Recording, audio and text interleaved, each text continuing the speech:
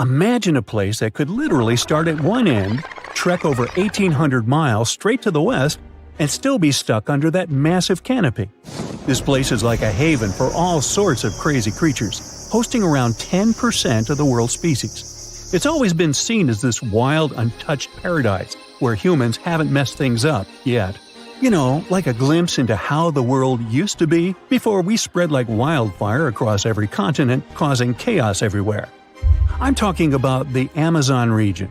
That massive jungle turns out to be hiding some seriously cool secrets. For centuries, people have been talking about these lost cities deep within the forest. We're talking about El Dorado, the legendary city of gold that had Spanish explorers going crazy, venturing into uncharted territory, never to return. And even in the 20th century, the adventurous Perry Fawcett went looking for the lost city of Z and disappeared into the jungle, leaving us all hanging. Scientists have actually found evidence that ancient cities did exist in the Amazon. But how did they find these hidden ruins in such a dense and remote forest? Well, they've got this awesome technology called LiDAR. Basically, they hopped into a helicopter and used light-based remote sensing to digitally strip away the canopy and reveal the ancient ruins of a massive urban settlement around Llanos de Mojos in the Bolivian Amazon. The place was once home to the Kasarabi culture, which thrived from 500 to 1400 CE. They had these incredible urban centers with huge platform and pyramid structures. They even had raised causeways connecting different suburban-like settlements spread across miles and miles of land.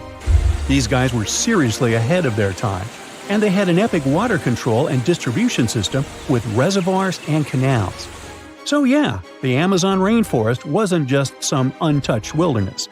It was actually heavily populated and even urbanized for centuries before recorded history of the region began. But the thing is, a bunch of people turned a blind eye to the fact that there were actually some pretty cool architectural sites lurking around here that totally deserve some exploring. Scientists predict that in the next 10 to 20 years, we're going to uncover a ton of these cities, and some might even be bigger than the ones we're talking about here. Michael Heckenberger, an anthropologist with the University of Florida, points out that we've seen some similar settlement features, like moats and causeways, in other parts of the ancient Amazon. This new research reveals something totally mind-blowing. Past examples of urbanism in the Amazon were more like groups of villages connected together, not quite what we'd call urban. You see, they were missing those fancy larger centers with their grand architecture and stuff. But guess what? Llanos de Mojos has got them. This place is the real deal when it comes to a fully urbanized Amazonian landscape. So, in the Llanos de Mojos region, a bunch of ancient settlements have been found. These were home to the Kasarabi people, who were all about hunting, fishing, and farming maize. We're talking about hundreds of sites, spread across 1,700 square miles. But these sites were so remote and hidden in the tropical forest that it was like trying to find a proverbial needle in a haystack. A team of archaeologists weren't going to let that stop them, though. They decided to take to the skies and use some fancy LiDAR mapping technology. Just imagine an aircraft flying over the area, shooting out a bunch of infrared beams. These beams hit the ground and bounce back, giving us the distance to different objects. It's like creating a super detailed map from above. Using computer software, these genius scientists were able to strip away the trees from the images, revealing the Earth's surface and all the ancient archaeological goodies hidden beneath. And boy, did they strike gold. They found a whopping 26 unique sites, including 11 that nobody even knew existed before. So what about these 26 super cool sites? Among them, we've got Landivar and Kotoka, which are like these huge urban centers. And get this, we already knew they existed, but the new maps revealed they cover 1.5 and 1/2 square miles respectively. These centers are surrounded by moat and rampart fortifications, like something out of a medieval castle. And they've got all sorts of crazy stuff inside. We're talking artificial terraces, massive earthen platform buildings, and pyramids that reach over 70 feet tall. All these epic buildings are actually facing the north-northwest. It's like they were trying to align themselves with the cosmos or something. This kind of cosmic worldview can be found in other ancient sites in the Amazon too. Now let's take a bird's eye view and strip away all those pesky trees. We can see these two centers in all their glory, and they're actually connected to a whole network of settlements through a bunch of causeways. Picture it like spokes on a wheel, stretching out for miles. Canals also stretch out from these main centers and connect to rivers and Laguna San Jose. It's like they had their own water delivery system going on. These ancient guys totally reshaped the whole landscape with their crazy cosmology. The only bummer is that their impressive architecture was made from mud brick. While it looked amazing back then, it just wasn't as durable as the limestone used by the Maya. What happened to the Kasarabi and their settlements is still a big mystery. But based on dating at the sites, it looked like they disappeared around 1400 CE, way before Europeans arrived in the Amazon. One theory is that a massive drought hit the region and messed everything up. The researchers found these massive water reservoirs at various sites, which is pretty interesting, considering how rainy the Amazon is known to be. Who knows if they were for drinking water or farming fish and turtles? But hey, severe droughts have happened in the past, and it only takes a couple of bad harvests to make people pack up and move on.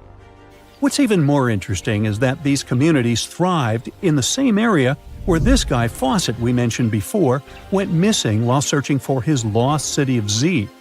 Maybe he was onto something after all. This is how it was. Fawcett stumbled upon this super cool document called Manuscript 512 at the National Library of Brazil. It's believed to have been written by a Portuguese explorer. Now, according to this document, back in 1753, a group of explorers discovered the remains of an ancient city. It had arches, a statue, and even a temple with hieroglyphs. But the document didn't spill the beans on where this city was located. So Fawcett got all hyped up about finding this city and made it his secondary mission after his main goal of finding something called Z. At one point, he had to come back to Britain to run some errands, but in 1920 he decided to give it another shot. Fawcett went on a personal expedition to find the city, but it was unsuccessful. 5 years later, Fawcett, his son Jack, and their buddy Raleigh Rimmel disappeared in the Mato Grosso jungle. Some researchers think that Fawcett might have been influenced by info he got from indigenous folks about this place called Cujicagú. Turns out Cujicagú was discovered by Westerners in 1925, and it had the ruins of 20 towns and villages. Up to 50,000 people might have lived there. And get this, the discovery of other earthworks in southern Amazonia totally supports Fawcett's theory. In 2005, an American journalist wrote an article about Fawcett's crazy expeditions and discoveries. He called it The Lost City of Z. Catchy, right? Well, in 2009, he turned that article into a book with the same name. And in 2016, the super talented writer-director James Gray made it into a movie. Now, here's where things get a bit sad. The Amazon region is changing rapidly. Farming, ranching, and energy production are changing this incredible place. And guess what? Those untouched areas with ancient relics won't stay untouched for long. It's a race against time to document and preserve what's left of our past before it's lost forever.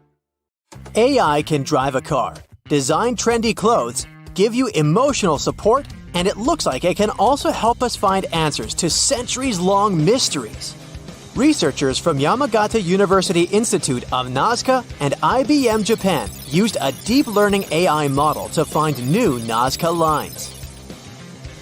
Those are distinct white lines on the rusty red background that you can see from a plane while flying over the deserts of southern Peru.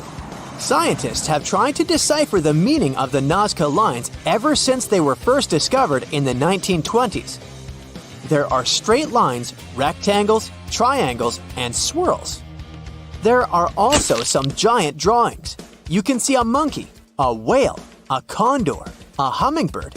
The 4 recently discovered geoglyphs, which is the scientific word for those drawings, show a humanoid-like figure holding a club, a fish, a bird, and a pair of legs. What is the hidden symbolism of all that? And why did the Nazca people decide to draw a humanoid in the desert? And did they even know who humanoids were? Let's dig into history to find some answers. The representatives of the ancient Nazca culture created their famous lines more than 2,000 years ago. The geoglyphs have stood the test of time thanks to a dry climate and strong winds in the desert. Scientists found that to form the lines, the Nazca people scraped off the top layer of pebbles, revealing the contrasting soil beneath. The soil's color varies from reddish-brown to yellowish-gray. It makes it look like the lines are constantly changing appearance. It looks like the creators first made small-scale models and then enlarged them to create the full-scale designs we see today. In total, there are more than 800 straight lines, around 300 geometric figures, and 70 animals and plant designs. You can find the first described as trail markers in the desert. Since you can't really study the lines and their symbolism from the ground, those geoglyphs only became world famous only in the 1930s. It was the start of the era of commercial planes, so more and more people could witness the lines from their window seats and spread the word. During his research a decade later, Professor Paul Kosuk noticed that one of the lines aligned with the setting sun on the day after the winter solstice, which is the shortest day of the year. He supposed that the lines had some astronomical significance. German researcher Maria Reiche, who got the nickname the Lady of the Lines, supported the theory that the geoglyphs served as a calendar and some sort of astronomical purposes. She spent 40 years studying the lines and literally swept them inch by inch. She also moved into a small house close to the lines to protect them from unwanted visitors. And that's how the Nazca Lines mystery was solved. Just kidding. In the 1970s, American researchers began to question astronomical theory. In a region like Nazca, one of the driest places on Earth with only around 20 minutes of rain per year, water is a real treasure. So the straight lines and trapezoids could have something to do with it. They could have been an ancient version of Google Maps, pointing at locations for rituals that the local people organized to get some water and help their crops grow. The images of animals in the Andes region are also related to water. Spiders are thought to be a sign of rain. Hummingbirds symbolize fertility, and monkeys living in the Amazon mean an abundance of water. That could explain the choice of symbols in the desert, but there's no strong proof to support this theory. So the work on explaining the meaning of those mysterious geoglyphs is going on. In the 21st century, the Nazca Lines have become the research ground for archaeologists from Yamagata University. Masato Sakai, a professor of archaeology, together with others on the team, are using high-resolution aerial photography and drones to discover and catalog the lines. They found images of humans, camelids, birds, orca whales, cats, and snakes, most likely created between 100 before current era and 300 current era. Some of the images are around 10 to 20 feet long, and that's why they were pretty tricky to notice. The largest geoglyphs are 1,200 feet across, which is about the height of the Empire State Building. The researchers believe the Nazca Lines were a form of communication in the desert for their creators. The linear ones pointed the direction from valley to valley. The ones drawn on slopes seem to have been drawn along ancient pathways between settlements. Professor Sakai explains that discovering new lines is tricky. Some of them are so poorly preserved that it's hard to spot them in aerial photos. There are also irrigation systems and roads all across the Nazca region, and it complicates the task. And that's where AI comes in handy. The team showed it pictures of previously explored Nazca Lines so it could learn what to look for. Then, AI went through tons of footage taken from planes and satellites and also laser data from previous surveys to identify the lines scientists hadn't found before. The system works 21 times faster than humans, and it made some curious discoveries. Scientists then traveled to the locations it chose to verify the findings. In 2019, AI helped to discover a humanoid-shaped character with a rectangular head who is holding a stick and wearing a headdress. It became a real puzzle for the scientists trying to understand the creature's role in ancient society. The little guy is neighbors with another famous geoglyph. It's a hermit, which is a subgroup of hummingbirds that lives in the forested regions of northern and eastern Peru. The largest of the recently found geoglyphs is a pair of legs. It's more than 250 feet across, about 4/5 as tall as Big Ben. Could be an homage to some ancient supermodel. The fish and the bird are around 4 times smaller. Why they are where they are is still a mystery. Listing new geoglyphs isn't the only way AI is helping scientists. It's doing a lot of good for astronomy. It analyzes vast amounts of astronomical data and uses its algorithms to identify patterns, classify celestial objects, and even predict new events. For example, AI models have been developed to detect and categorize galaxies, search for exoplanets, and identify rare cosmic phenomena. It also helped analyze data obtained by the Kepler mission to discover new Earth-sized planets circling other stars. AI is also transforming the field of chemistry. Machine learning algorithms can predict chemical reactions, discover new compounds, and optimize chemical processes. All of this helps scientists save a lot of time and resources in the labs. If you've ever written a thesis, you know that analyzing vast chunks of information can take forever. Now imagine you need to analyze the archives of the British Library's national newspaper. It's piles and piles of history. So, researchers are teaming up with the curators to develop special software that can analyze the vast amounts of data extracted from these collections. Computational linguists and historians will be able to delve deep into the past and get some insights into changes in society and culture. They'll focus on key periods and track how advancements in technology shaped various aspects of society. AI even helps in the conservation of seals. It's really expensive and challenging to monitor certain species of those cutie pies living in the sea ice zone. Using high-resolution satellites, researchers can now identify the seals in photos, which already helps. But manually counting seals across huge areas of ice is like putting together a jigsaw puzzle of a blue sky consisting of 1,000,000 pieces. It takes a lot of patience, and different analysts come up with different results. Machine learning algorithms can be trained to recognize and distinguish seals in satellite imagery and count them automatically. Researchers can then use this accurate data to monitor seal populations over time and study their behavior and habitat more effectively. Scientists have discovered a never-before-seen pyramid immersed in the sands of Judea. After a little digging, they discovered that it held treasures that had been untouched for over 2 millennia and historical secrets that we can only now access. At the Zohar Fortress site, 2,600 feet above the Dead Sea, archaeologists were searching for manuscripts that would provide new information about the history of the site. The excavation was originally part of a long-standing campaign launched by the authorities. Its goal was to protect the sites from looting and unauthorized excavations. What they didn't expect was to find a pyramid-shaped structure built on top of a hill, made of hand-cut stones, each weighing hundreds of pounds. At first, the experts thought it was just a tomb, but they soon noticed the shape of the original walls and understood that the mound was a construction. They immediately realized that someone had dug into the top of the structure, probably looters who had spotted something valuable there. Luckily, most of the structure was still buried in sand, so the most valuable finds were hidden from sight. In the first week of excavation, volunteers found fragments of papyrus, bronze vases, and even ancient furniture, which were exceptionally well preserved. The desert climate had been a great ally in preserving those artifacts over the millennia. With little humidity in the air, mold cannot form, so organic materials such as wood and fibers are protected from cracking and deformation. Hypotheses suggested that the pyramid had been built during the First Temple period.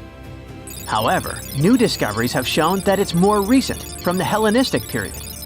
Considering this and the fact that the structure dates back 2,200 years, it's believed that it probably appeared shortly after the death of Alexander the Great, the famous ancient Greek king of Macedonia. At that time, his generals divided the former Seleucid Empire. Ptolemy took control of Egypt and the surrounding regions, including the Dead Sea area, while Seleucus took control of the north, which is now part of the Middle East. It's still not known for sure whether the pyramid was built under the rule of the Ptolemaics or the Seleucids. Both Ptolemaic coins and coins from the Seleucid kingdom have been found at the site. Even so, many scholars believe it was built when the region was under Ptolemaic control. Evidence also suggests that the building, despite its longevity, collapsed at some point. But that's not why it was abandoned by the ancient Egyptians, which begs the question of what purpose it was built for. Some believe it was used as a tomb due to its picturesque location on top of a hill. Others believed it may have served as a historical monument. However, one of the strongest theories is that the pyramid was a guard tower, protecting an important trade route along which salt and bitumen resources from the Dead Sea were transported to coastal ports. They also believe it may have been used by Ptolemaic officials to collect taxes from travelers. It would be something equivalent to our modern-day toll booths, or even port inspection agencies.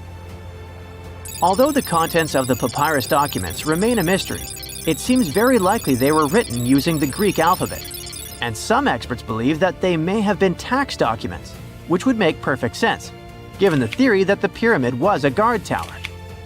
The team calls it a fascinating historical mystery that the dig is helping to unravel, but the find is just a grain of sand in an entire desert. The dig is part of a larger project that's been going on for a long time. And in the last 8 years alone, it has scanned 111 miles of desert cliffs and identified approximately 900 caves within that radius. Using rappelling equipment, advanced technology, and specialized documentation methods, archaeologists discovered thousands of rare items, such as hidden scrolls, woodworking tools, carpets, leather goods, and even treasures. For them, the Judean desert is an ancient vault just waiting to be opened to reveal its secrets. A few years before they found the mysterious pyramid, they discovered a cave that had served as a refuge for Jewish rebels almost 1900 years ago. The site was about 262 feet from the top of a cliff, and because of its difficult access, it hadn't been explored yet. Inside, they found previously unpublished fragments of the Dead Sea Scrolls that contained religious passages written in Greek. 11 lines of text were reconstructed thanks to the good condition of the papyri. So, scientists were able to identify their etymological content. Probably the best thing, there was no problem with preservation. Thanks to the dry and hot conditions of the desert, the artifacts were in impeccable condition. And there were other historical treasures there. The teams found rare coins, a partially mummified skeleton over 6,000 years old, with skin, tendons, and even strands of hair.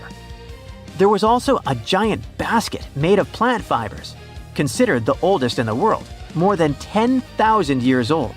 With a capacity of up to 26 gallons, it was made about 1,000 years before the invention of ceramics. Speaking of historical treasures, there's another one that has caught the attention of the scientific community. A small piece of fabric that is around 3,800 years old. But it's more than just simple fabric. Dyed with the rare scarlet paint mentioned many times in ancient religious texts, this find is the oldest known evidence of fabric painted with a dye made from insects known as scarlet worms. This is where the intense red hue comes from. It was a highly valued color, like royal blue and purple, because those insects lived in oak trees and could only be harvested for a short period during the year. So, those dyes were reserved for sacred fabrics, such as priests' clothes, marking status and religious importance.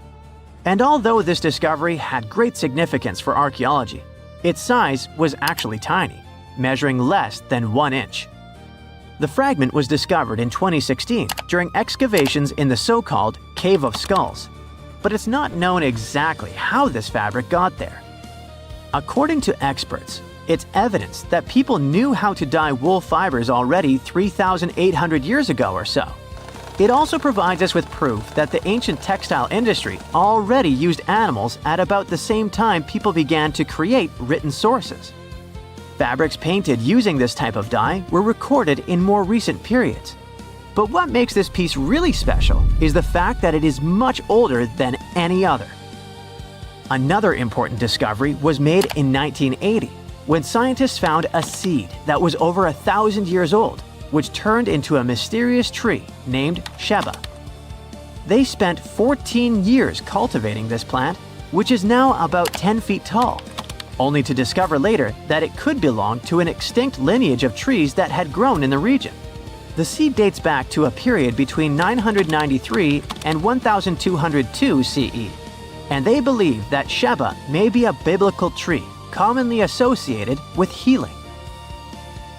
Although it's not been possible to identify the exact species, since the tree hasn't flowered, we know that it belongs to the genus Commiphora, which is related to famous African plants, such as the myrrh tree. But time has revealed something even more special. Its leaves and resins are rich in compounds that have medicinal, antioxidant, and even skin-soothing properties. This means that the tree may represent a forgotten lineage whose resin had medicinal value and was mentioned in ancient texts. This brings to light how ancient people dealt with botanical medicine. There's something absolutely massive and deeply unsettling hiding right next to Stonehenge. More than a dozen giant pits carved into the ground. They're all spaced with eerie precision and form a perfect circle, more than a mile wide. For years, nobody could explain them. They were too big to be animal traps, too organized to be natural sinkholes, and way too deliberate to be random. And the biggest question was, who had the power, knowledge, and reason to reshape the land on this scale 4,000 years ago? So these pits surround a place called Durrington Walls, a huge Neolithic settlement just a short walk from Stonehenge. Archaeologists now say humans dug them around 2500 BCE, during the late Neolithic period, when people supposedly lived simple farming lives without metal tools, written language, or modern math. Each pit stretches about 30 feet across and plunges roughly 15 feet down, and together they form an almost flawless ring. To prove the pits weren't natural, scientists went full detective mode. They drilled soil cores and tested the dirt itself, including microscopic traces of ancient DNA and something called luminescence dating, which tells you when the soil last saw sunlight. Every test pointed to the same answer. Humans made these pits on purpose. Here's where it gets wild. The pits weren't dug randomly as people moved along. They were laid out as a single unified project. That means Neolithic builders had to visualize a massive circle, measure distances across open land, and coordinate teams over a huge area without any GPS, drones, or even aerial maps. All they had were people, ropes, wooden tools, and shared knowledge. So why would they invest so much effort and do this? Archaeologists think the pits formed part of a ritual landscape, not a practical one. Durrington Walls already looks like a place where people gathered for ceremonies, feasts, and seasonal events. The pit circle may have marked a sacred boundary. It could have separated ordinary land from a spiritually charged space. Some researchers think the pits symbolized a border between the world of the living and the underworld. The scale of the structure is pretty impressive. It may be one of the largest prehistoric monuments ever built in Britain, even bigger than Stonehenge itself when you look at the total area. And unlike Stonehenge's towering rocks, this monument stayed invisible for thousands of years, quietly hiding under the grass. Generations walked over it without knowing they were standing inside a gigantic ancient design. For a long time, we underestimated ancient people. We imagined them reacting to nature instead of shaping it. But discoveries like this keep proving that wrong. The builders of Durrington Walls didn't just live in the landscape, but engineered it. They thought in terms of geometry, symbolism, and long-term meaning. And this isn't the only case. All over the world, thanks to new technology, scientists keep finding proof that ancient humans worked on massive scales with shocking precision. In the Amazon rainforest, researchers found traces of 2,500-year-old cities hiding beneath the jungle canopy. Scientists spent more than 20 years exploring the area on foot before technology finally cracked the case. The LiDAR technology, which is like X-ray vision that surveys a landscape using lasers to digitally peel away the jungle, scanned a massive area of over 100 square miles. It helped to spot more than 6,000 rectangular earthen platforms, which are likely used as homes or public buildings. They also found agricultural terraces, drainage systems, and carefully shaped farmland. This wasn't a random settlement. It was well planned. At least 15 distinct settlements appeared, all connected by wide, straight roads that cut cleanly through the landscape. These roads didn't follow rivers or slopes as you'd expect. They crossed each other at perfect right angles, forming a grid. The research in about 500 BCE and 300 to 600 CE. They farmed corn and sweet potatoes, reshaped the land, and built a system that lasted for centuries. Discoveries like this prove something huge. Far more people lived in the Amazon than scientists ever thought. Tens of thousands, maybe even hundreds of thousands. And they didn't just survive there, they engineered the landscape. Just like at Durrington Walls, the real story hid in plain sight until technology caught up. Then there's Peru, with one of archaeology's biggest headaches, the Nazca Lines. These gigantic designs of animals, plants, and geometric shapes stretch across the earth like an ancient message, so huge that only birds or satellites can see them properly. For decades, people have tried to figure out why the Nazca people made them, how they did it, and what those massive patterns mean. And until recently, the mystery stayed stubbornly unsolved. Walking the desert or flying over it, archaeologists would spot lines and figures and wonder if anything was missing. But the ones already known were just the tip of the iceberg. Traditional fieldwork, with people on the ground slowly mapping things out by hand, took forever.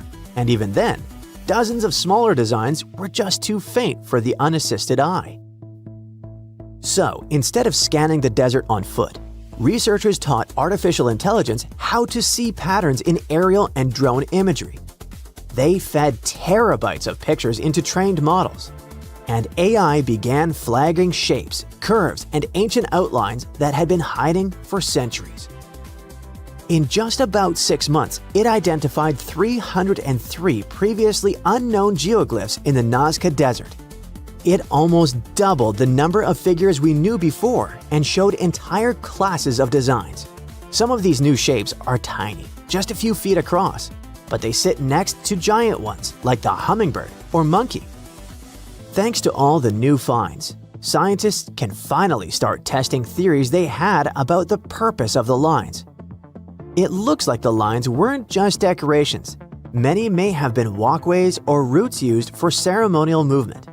In case you're worried, AI isn't replacing archaeologists. They still check every promising lead on the ground and interpret everything the machines find.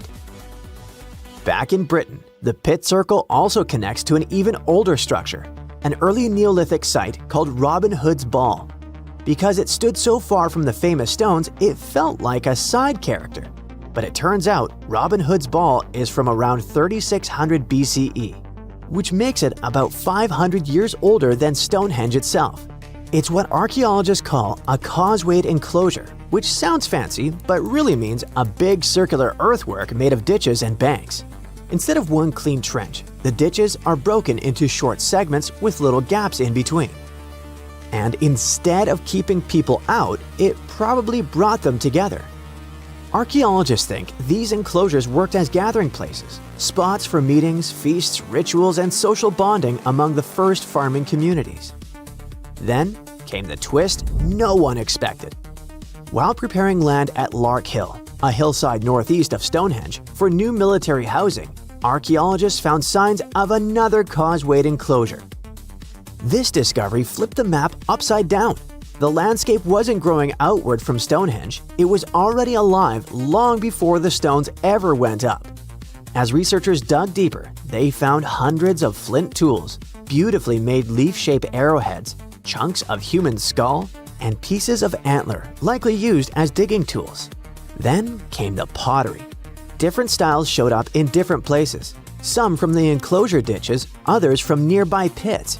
That matters because pottery styles often act like cultural fingerprints. The mix suggests something big. Different groups of people were visiting the same place and brought their own traditions, tools, and objects with them. All of this changes how we see Stonehenge. The stones didn't appear out of nowhere. They rose in a landscape already loaded with meaning, memory, and movement. Every new discovery like the ones near Stonehenge in the Amazon jungle and Peru forces archaeologists to rewrite textbooks and the whole world to rethink the idea of progress. It turns out that ancient people made up for the absence of steel and electricity with observation, creativity, and shared meaning. It's 1898, and you're taking part in excavations in Saqqara. This place, not far away from Cairo, is full of ancient tombs and pyramids. You're in your Indiana Jones mood and hope to find something really phenomenal to become famous. Gold, manuscripts, treasure maps, mummies of famous pharaohs. Wait, a wooden bird? You're really disappointed as it looks like a regular toy. An old one, but still. Little do you know that years later, someone would propose that your bird was actually an ancient monoplane. So the artifact, nicknamed the Saqqara bird, is made of a sycamore tree. The birdie has a wingspan of just 7 inches and weighs around 40 grams. A perfect original souvenir from Egypt, I would say. It's over 2,000 years old and looks pretty plain, without any carvings of feathers or other intricate ornaments. It has a beak and eyes though, which makes our find look like a hawk, the emblem of the deity Horus. Its tail is rather unusual as it's squared, looks weirdly upright, and it seems like the sunken part of it was the place for a now missing piece. Humans love solving a good mystery, so there have been several attempts to explain the use of the birdie.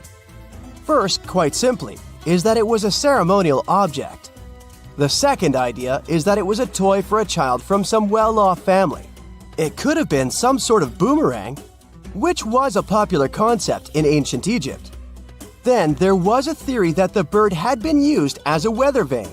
But this one has been debunked as the figure doesn't have any holes or markings, except for the one made at the museum in Cairo to fix the exhibit on a stick.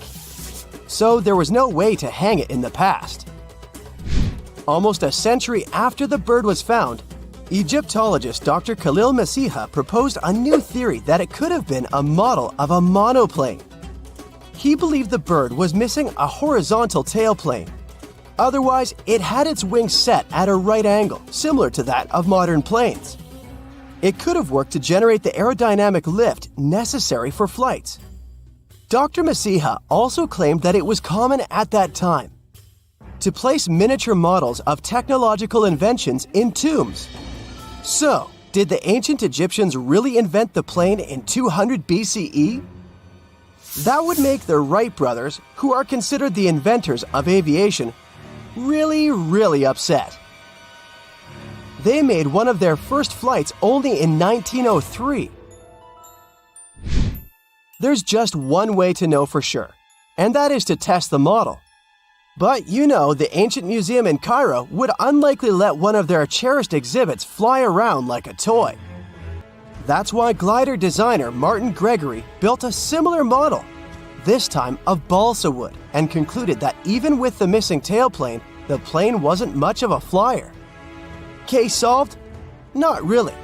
This didn't sound convincing enough to the History Channel, so they invited an aerodynamics expert to build another replica of the bird. He tested it in weather conditions similar to those in Egypt and was impressed with the little plane's abilities. So, if they did invent the prototype of a plane back in the times of pharaohs, it would be a good example of an oupart. That's an out-of-place artifact, an object that's way ahead of its time in terms of technology or history. And the Saqqara bird isn't the only example of such a revolutionary concept. In 1901, a group of divers retrieved the Antikythera mechanism from an underwater shipwreck near the Greek island of Antikythera. It's been dubbed the world's first analog computer, and it's currently dated around 100 BCE. The bronze mechanism could tell the position of the sun, moon, planets, and stars, as well as the lunar phase, the dates of upcoming solar eclipses, and even the speed at which the moon moves through the sky. No one's sure who used it and how or where it was made.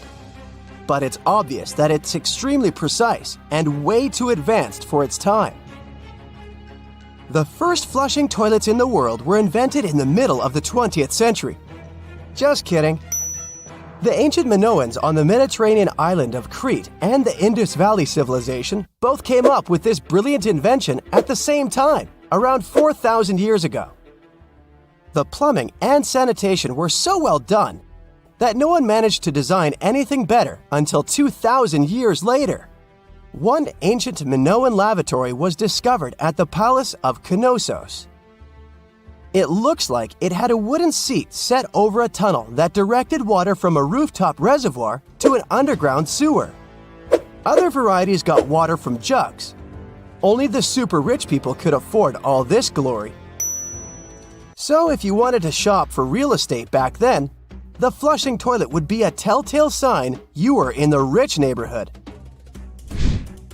Automated doors became a cool, seemingly new invention back in 1931.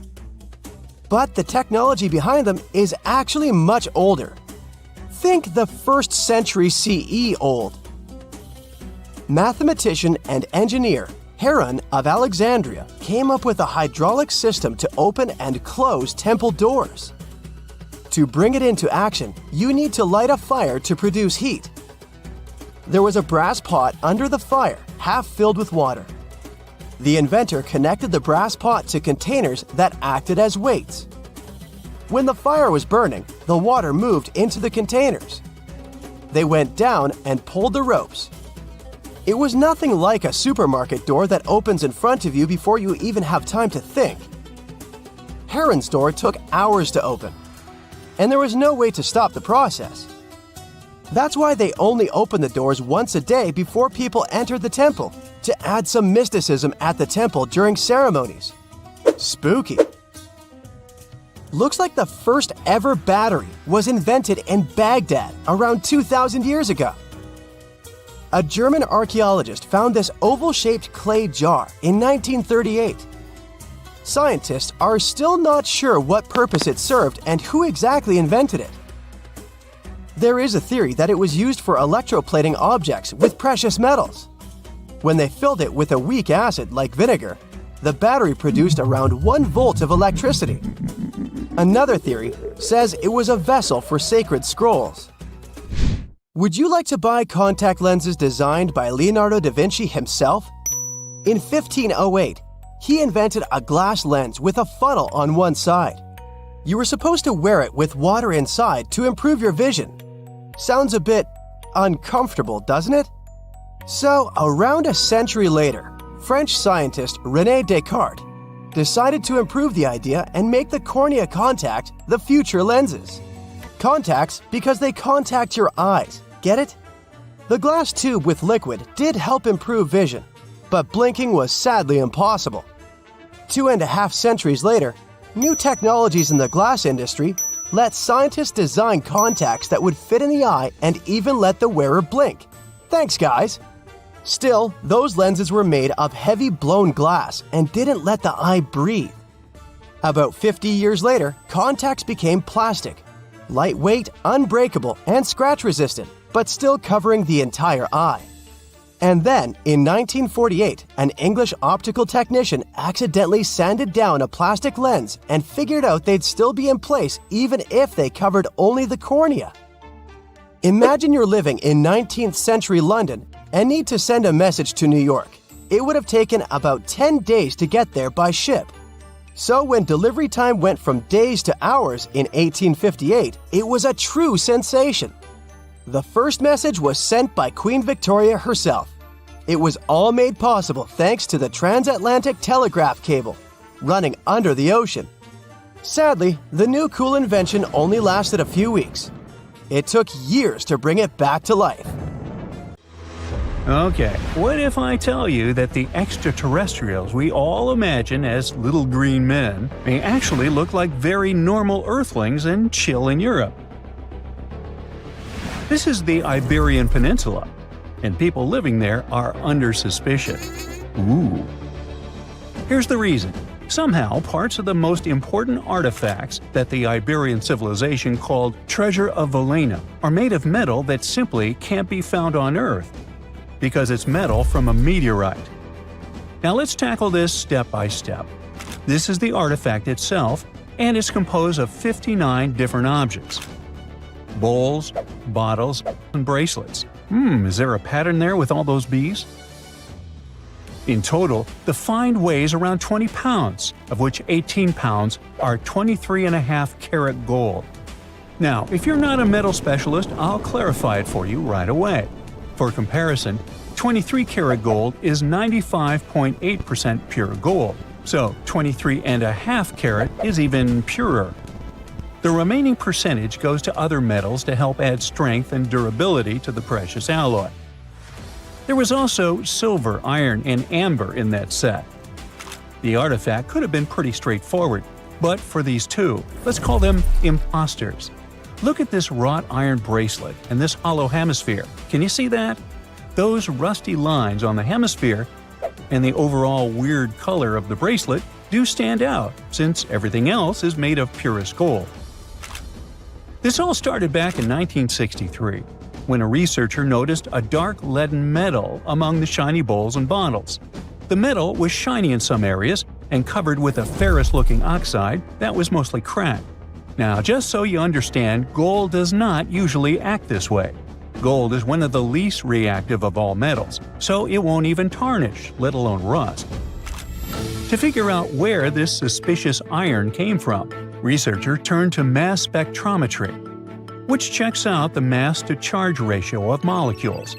Their findings showed that the nickel in the iron is similar to that found in meteoritic iron. Simply put, the bracelet and the hemisphere are of extraterrestrial origin. Ooh. Now, the exact age of the trove is hard to determine, yet it's crucial.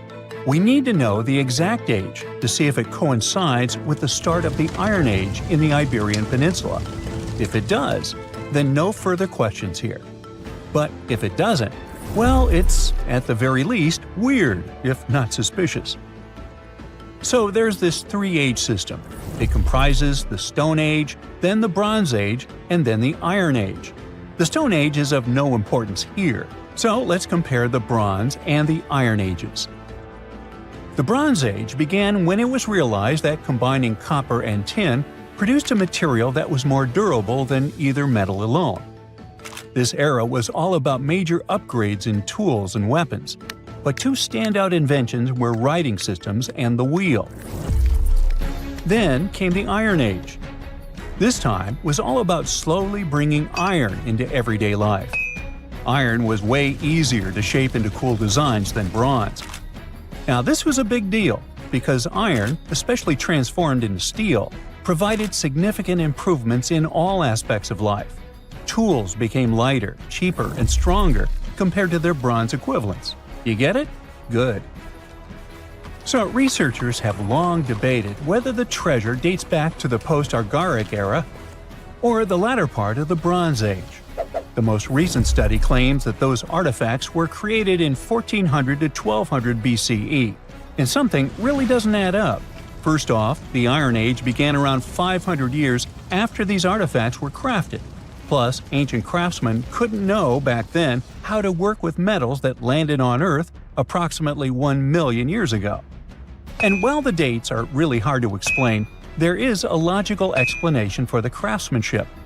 The theory here is that those metal workers simply had access to the fallen meteorite, and thus, they could study it well and discover its properties before using it for decorative purposes.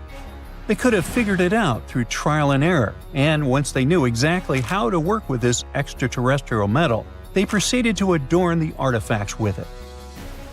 Plus, there were the Phoenicians, who contributed to their craftsmanship.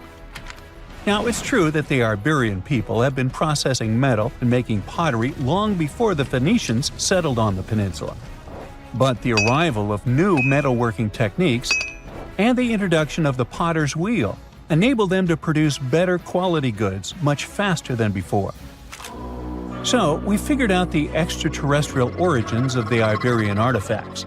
But guess what? This area is still under suspicion. The reason for that is the language they spoke. You see, for most modern languages people use today, there will always be some proto-language. Say for Italian, Spanish, and French, it's Latin, hence their similarities. But wait, Iberian was largely spoken where modern Spain is. So why isn't Spanish similar to it? Well, the truth is, no language today is similar to the Iberian. Maybe only the Basque language, but it's because of some similarities found in their numerical systems. Basque is classified as a language isolate, or simply unrelated to any other known languages, and the only language isolate in Europe. The Iberian language is unclassified. While the scripts written in it have been deciphered to various extents, the language itself remains largely unknown. And look at the alphabet the Iberians had. Looks like it doesn't really belong to our planet. But hold up, this one might be a bit of a stretch. When the Phoenicians came to the peninsula, they brought along their alphabet to the Iberians. But honestly, the Iberians probably weren't keen on just copying someone else's writing system, so they tweaked it until it looked completely different.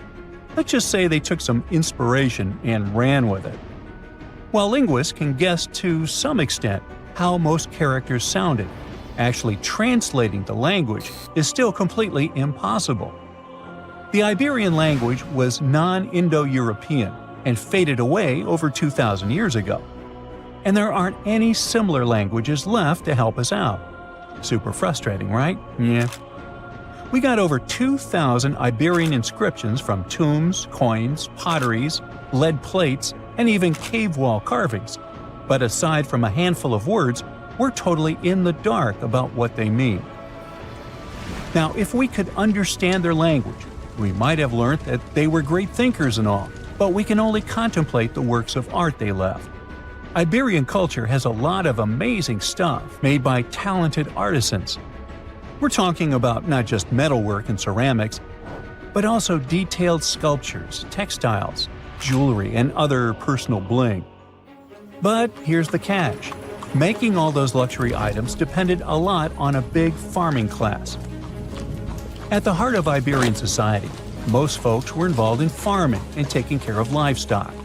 Depending on where you were, the types of farming varied. For example, up in the north, they were all about growing grains, while down in Valencia, they focused on producing olive oil and other agricultural aspects. In the west, raising animals was the name of the game. Still, we don't have much information about the day-to-day lives of the many people doing this essential work. Yet, on the flip side, we know a lot about the upper class of Iberian society, who control these agricultural resources and hire the artisans. By the 7th century BCE, we start to see a group of Iberian princes who were living the good life, trading with the Phoenicians and enjoying fancy luxury items. You can spot this elite class in their burial practices. Cremation was the go-to method for funerals among the Iberians, and wealthy individuals were often found in cemeteries with all sorts of lavish goods and funerary sculptures that give us a peek into the fashion and hairstyles of the rich. Interestingly, starting in the 6th century BCE, there was a noticeable drop in the number of recognizable burials, which suggests that these elaborate funeral customs became more exclusive to a small elite. Meanwhile, the fate of the majority, farmers, artisans, soldiers, and laborers, who made up a big chunk of the population, remains a bit of a mystery. It used to be a pretty advanced civilization, but it vanished without a trace. Researchers think it could have been due to some massive earthquake, but so far, we don't know for sure. The ancient Indian texts mention beautifully decorated chariots or entire palaces called vimanas that could take off and, in a matter of seconds, fly away as far as space. Some people believe these vimanas only existed in Indian mythology, But it's also possible that they were based on a real technology that had been lost over the centuries. According to the Vedas, ancient Indian religious texts, there was the elephant vimana with several engines and many other types named after animals and birds. There was one for local travel, one for visiting different countries, and one for traveling to the moon and various planets. They could develop a great speed. One vimana had the superpower of invisibility. Another one was shaped like a sphere and was built on the winds produced by Mercury. This vimana was said to generate an enormous ray like the sun and make noise like the storm's thunder. All the vimanas were unbreakable and perfect for attacks on foes. Now, to operate a vimana, you'd need to know a lot of stuff, pretty much like today's airplane pilots, 32 secrets in total. They'd cover the aircraft structure and the secrets of taking off and maneuvering without crashing. That's a good thing. The pilot was also expected to know how to be seen and unseen, how to be hidden, how to be quick, how to manage contractions and expansion, and many other tricks. To hide the flying machine from foes, the pilot was instructed to move to the 8th atmospheric layer above the Earth and use the power of dark solar rays.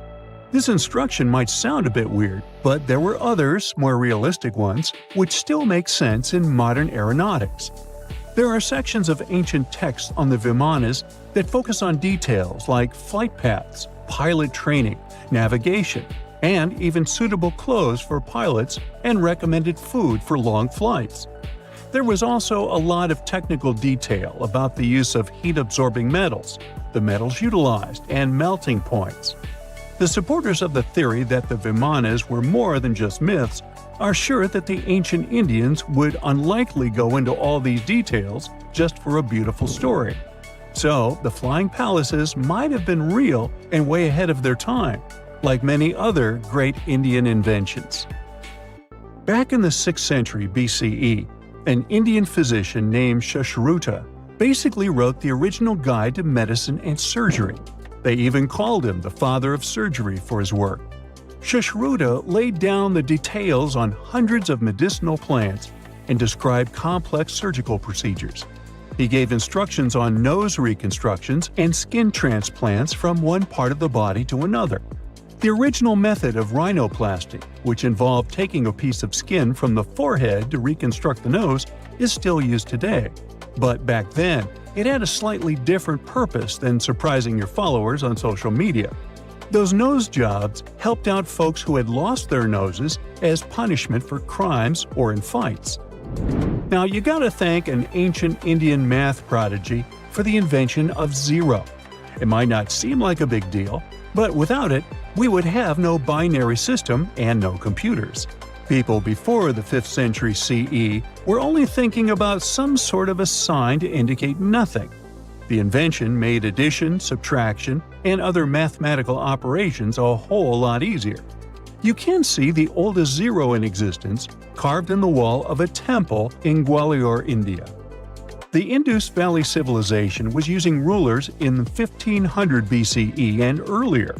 Made from ivory, these rulers were found during excavations in what is present-day Pakistan and northwestern India. They were widely used in architecture with amazing accuracy. They had units corresponding to slightly over 1 inch that were marked with precise subdivisions within 5/1000ths of an inch.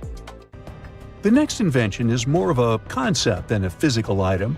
Standardization is all about setting the rules based on a bunch of people, things, or interests. One of its cool applications that we've all gotten used to is standard weights. Whether you're using pounds or kilograms, you need these universal measurements for weight, right? For this, we owe a big shout-out to the merchants from the Indus Valley Civilization who lived around 4,000 years ago. They were measuring everything from food grains to fancy luxury goods using these standardized weights. And their weights had decimal and binary mathematical systems going on. They didn't have high-tech gear, but they pulled off some serious precision using complex calculations and even sand for construction. Their art of standardization made its way to Persia and Central Asia, basically becoming the global weight-watching standard.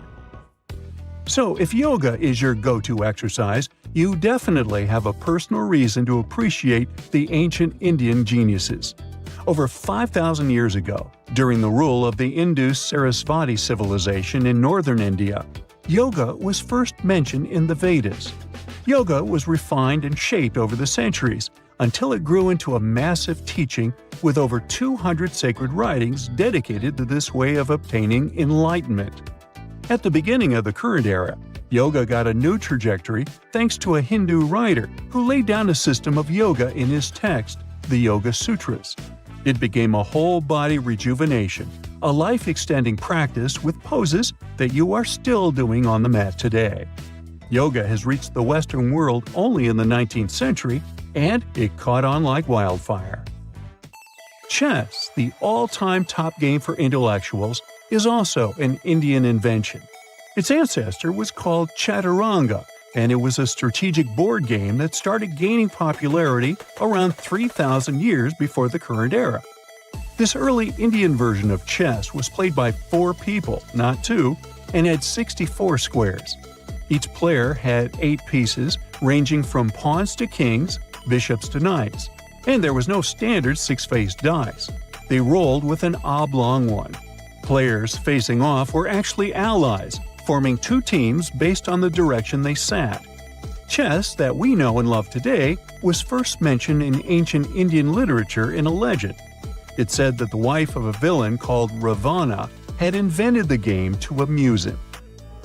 Now, the word shampoo comes from the Hindi word, which means to soothe or knead. The substance was invented in India in 1762 and was originally used for head massages, hence the name.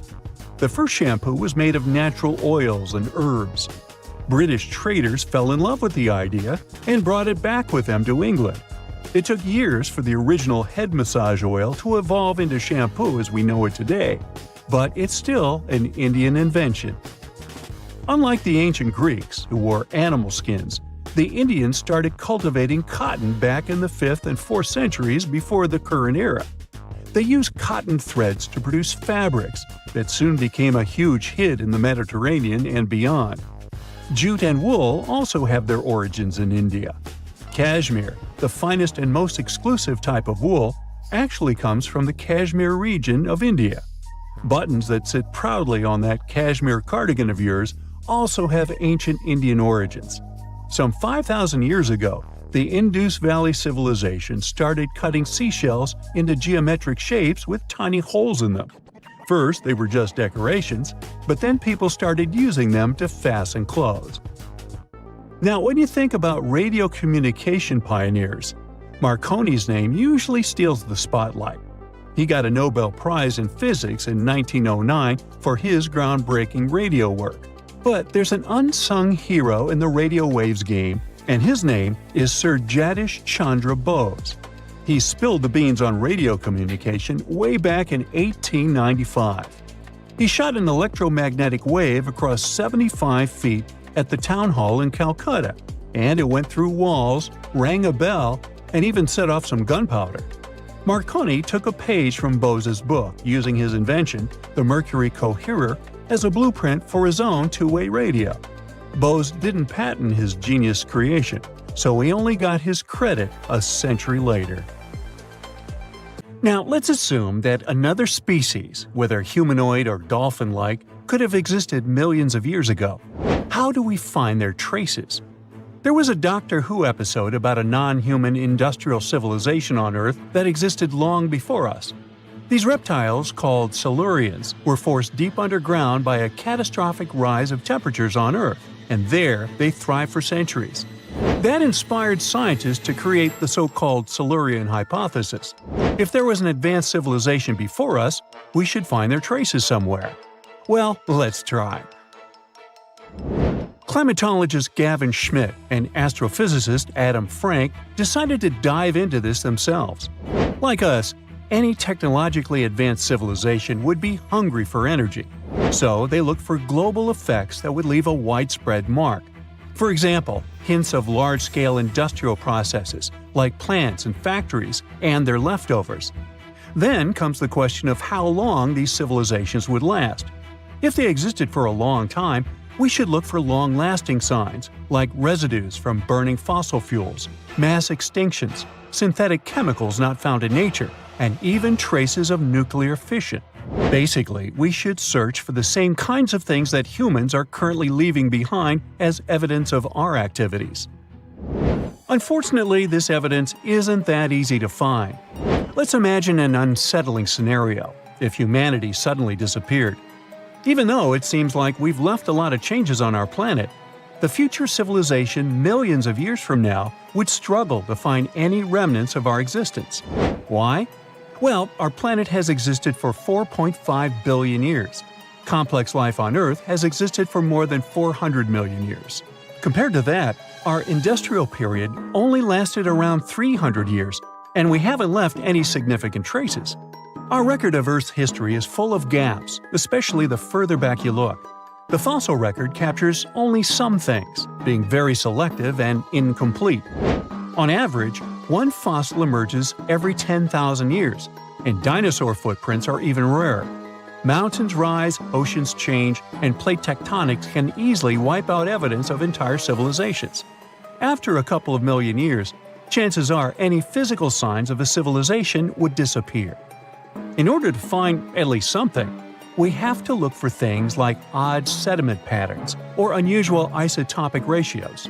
Also, fossils mostly form in water, leaving us in the dark about creatures on land or in the jungles. So even if there was a technologically advanced society millions of years in the past, and even if they were far more advanced than us, we might struggle to find any clues of its existence. Frank and Schmidt try to understand how we could ever hope to spot signs of them. Discovering actual cities would be the ultimate proof of a Silurian-style civilization on Earth. But Adam Frank isn't too optimistic. Even now, our cities cover less than 3% of the surface, making it easy to miss ancient city ruins. Whether a city survives over tens of millions of years depends on whether the land around it is sinking, getting locked into a rock, or rising, getting worn away by rain and wind.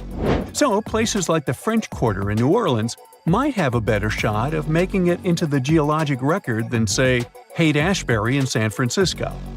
When it comes to finding artifacts, the odds are pretty slim as well. No prehistoric iPhone would survive millions of years, fancy glass or not. Finding their fossilized remnants might be a bit more promising, but it's still tricky. Considering modern humans have only been around for about 100,000 years, it's quite possible that we might overlook any traces of an earlier advanced species. There is one thing, though. We could stumble upon their traces in rocks. Our current chaotic era might leave a distinct mark on the Earth's geological history, especially since we're basically experiencing PTM 2.0. I'll get to that in a moment. So they try to look at the changes in the carbon cycle. Humans have been releasing a lot of fossil carbon since the 18th century. This leaves a special mark in the carbon isotope ratio, like a signature that shows the difference between carbon in living things, such as seashells, and carbon in lifeless volcanic rock. Scientists also look for signs in the way sediments are arranged. Large coastal deltas might mean that there were bigger rivers made by folks in this hypothetical civilization. Traces of nitrogen could suggest big-scale farming, where they used a lot of fertilizer. Spikes in metal levels in the sediment could mean runoff from heavy industries. Of course, a single find like that wouldn't tell us anything. Schmidt says the key is to look for multiple signs together. Without clear artifacts, the uniqueness of an event might show in various clues rather than a set of changes linked to a single cause. On a quest for Silurian-style clues, scientists even decided to check the Moon. Some astronomers find it surprising that no one has looked into this before. They even joked about the possibility of dinosaurs building rockets and leaving traces on the Moon or other celestial bodies. These astronomers think that Earth-like planets tend to erase signs of civilizations on their surfaces. So they're exploring the wild notion that these beings might have been space travelers. In that case, remnants of their technology, known as technosignatures, could be lurking not only on our Moon, but also on asteroids, or even buried on Mars. There they might endure for millions or even billions of years. Unfortunately, so far, despite digging into the past 380 million years and examining all suspicious events, the researchers haven't found a clear match for a technological civilization. They don't give up, though. Frank calls for more investigation. For example, we could study how modern industrial chemicals stick around in ocean sediments. This, he believes, could help us identify similar chemical traces in the Earth's history. If there are no traces, why do we even bother to find something like that? This research is based on Schmidt and Frank's recent papers. They were delving into the Anthropocene. It's the proposed epoch, dominated by human activities on Earth. It's full of these things called hyperthermals. They're prehistoric events when temperatures on Earth sharply increased over a relatively short time. They're like extreme heat waves from the past. A great example of this is the Paleocene-Eocene thermal maximum, or PETM for short. It happened around 55.5 million years ago and saw a rapid rise in global temperatures. Over 200,000 years, the average temperature on Earth jumped from about 9 to 14 degrees Fahrenheit. We study these hyperthermals to understand how they occurred, from natural causes or human activities. So, these hyperthermals sparked the genesis of Frank and Schmidt's research. To study them, scientists started examining chemical signals and tracers left in rocks. When doing that, Schmidt and Frank uncovered some eerie parallels between all the climate issues we have today and past periods of rapid temperature shifts. There's a close similarity between the PETM and other hyperthermal events. So all this work isn't just about solving a historical mystery.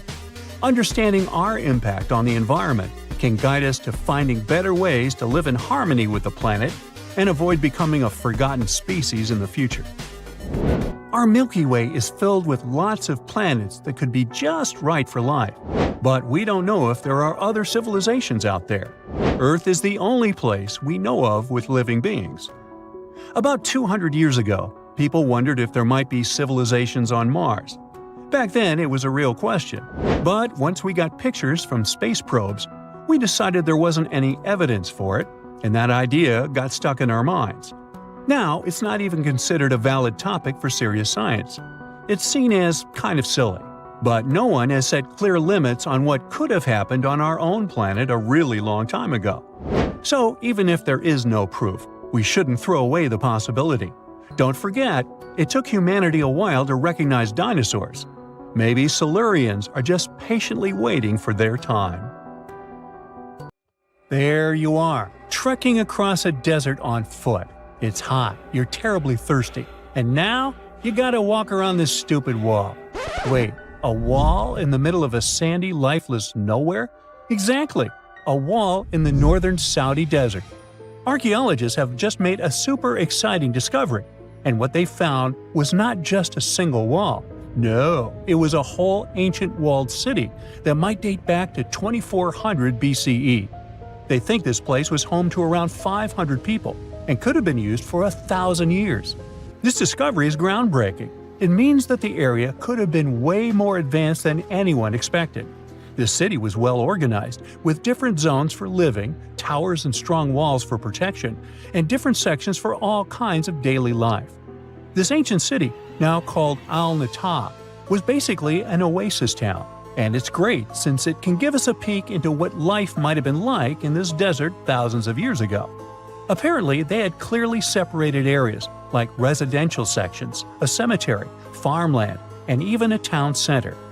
This oasis city, found in the Khaybar area, is the first big organized settlement from the 2nd or 3rd millennium BCE that researchers have uncovered in northwestern Arabia. The first surveys show that this town, which covered about 6 acres, had several districts, including the residential area, the cemetery, and the legal one, with courts. The houses were set up in neat rows, all connected by small roads. Those streets kept the residential area separate from the rest of the town. Back then, most people in this region were nomadic herders, always moving around. But archaeologists have been sure that during the Bronze Age, northwest Arabia had small walled towns and oasis centers scattered across it. These connected oasis towns were unique. offering secure places for people to live, store goods, and trade. They started showing the beginnings of urban planning, which hints that people of that time were already starting to settle down and organize communities more seriously. The research team estimated that there were about 50 homes in Al-Natta, but that number could go up to 70 as they keep digging. They think that a few hundred people lived there, and probably one of the coolest things is that some houses went up to 3 stories tall. Built on a slope near a couple of major trade routes, this city was set up in a prime spot. Now, one of the most impressive things about this place is its water supply. The oasis had springs and aquifers, which are underground water sources, and such conditions were perfect for farming. Those water sources meant residents could grow their own food, making the town self-sufficient. The outer walls probably helped control who could enter the town and get access to its resources. This settled way of life was an impressive shift from nomadic living to a more agro-pastoral lifestyle, which means a mix of farming and herding animals. Another find that supports this theory is a bunch of tools like grinding stones, mortars, and pestles discovered inside the town. People there must have ground grains and prepared food. They had a diet of cereals, meat, and milk from animals they raised themselves. These astonishing findings show that the inhabitants of the town could easily feed themselves and were surprisingly advanced for that time. Thanks to better access to Saudi Arabia in the past couple of decades, archaeologists now have a much clearer picture of what life there was like thousands of years ago. The most exciting thing is that Al-Natta might have been part of a whole network of similar fortified oasis towns spread across the region, and all of these connected sites could show us how trade routes and small settlements worked together at that time in that arid area. Now, at the same time, this recent discovery isn't the only one that has the scientific world buzzing with excitement. How about we visit Egypt and see for ourselves? After all, archaeologists have just found a stash of ancient Egyptian and Greek treasure underwater. They were exploring the lost city of Thonis Heraklion off the coast of Egypt, which sank more than 1,000 years ago. This city was legendary, and nobody even knew where it was until it was rediscovered in 2000. Now they're uncovering more and more, and on this dive, they found a pile of gold and silver treasures. Those were probably used in rituals to bless Egyptian pharaohs when they took the throne. The researchers even found an ancient Greek temple dedicated to Aphrodite and some super-old Greek weapons. Frank Gaudio, the lead archaeologist, said it was astonishing that those delicate objects had survived the disaster that brought the city down. Back in its prime, Thonis Heraklion was one of the biggest port cities in the Mediterranean. It was a huge center of social life and was the main entry point for ships from Greece coming into Egypt. But tragically, due to rising waters, earthquakes, and a catastrophic tidal wave, the soil underneath the city literally turned into mush, and then the entire city sank into the Mediterranean. It was forgotten until Gaudio's team found it in 2000. Since then, they've been uncovering new parts of the city and piecing together its history little by little. If a lost underwater city doesn't seem impressive enough, we can travel to the Amazon. The discovery made there is truly mind-boggling. For centuries, people have talked about lost cities deep in the Amazon, like El Dorado, that mythical city of gold that lured Spanish explorers into the jungle. A lot of them never came back. Then, in the 1900s, a British explorer named Percy Fawcett went searching for what he called the lost city of Z, and he too disappeared. But now, finally, scientists have actually found proof that those lost cities in the Amazon were real all along. A team of scientists use a tech called LiDAR, which basically allows you to see through thick jungle from above by bouncing light beams off the ground.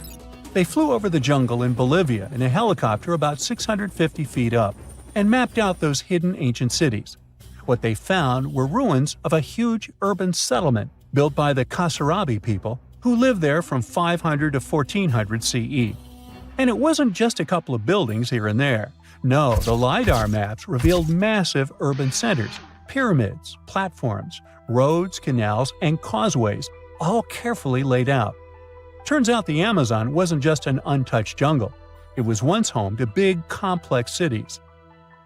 A scientist from the German Archaeological Institute explained that Europeans had long ignored the possibility of ancient Amazonian cities, but the LiDAR maps show they were wrong. The new maps have revealed 26 sites, including 11 that no one even knew existed. Researchers have discovered two main city sites, Landivar and Kotoka. They had massive moat causeways stretching out like spokes on a wheel, linking the main cities with smaller surrounding settlements. Some of the canals even connected the cities to rivers and a big lake, which allowed water to flow through the area. Over the years, scientists found scattered ruins all over this region, but the thick jungle made it nearly impossible to connect the dots and see if or how they were related. With LiDAR, the whole layout came to life, showing that those sites were part of a much larger, organized urban system. It's now also clear that the sites had a greater meaning, since everything is lined up in a way that could be symbolic of the spiritual beliefs of the inhabitants. The Kasarabi culture isn't as famous as the Maya, but they had a thriving society in an area that faced huge challenges, like yearly flooding. And although the nearby Andes had their own monumental sites, the Kasarabi were doing something absolutely unique. They even had reservoirs to store water, which suggests they might have been dealing with occasional droughts, which is pretty unusual for the Amazon. Actually, those terrible droughts could be why the Kasarabi eventually left their cities around 1400 CE.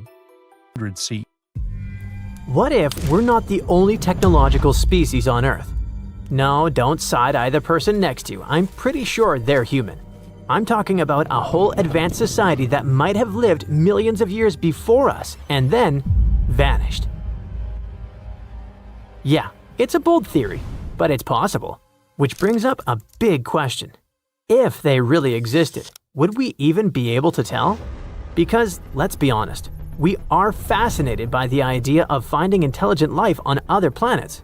So much so, we almost ignore the possibility that an advanced civilization might have existed right here on Earth. Long before humans evolved. Before dinosaurs even. And there might be hidden clues pointing to them. But where? That's exactly what the Silurian hypothesis tries to figure out. The name Silurian comes from an advanced extraterrestrial race on the TV show, Doctor Who.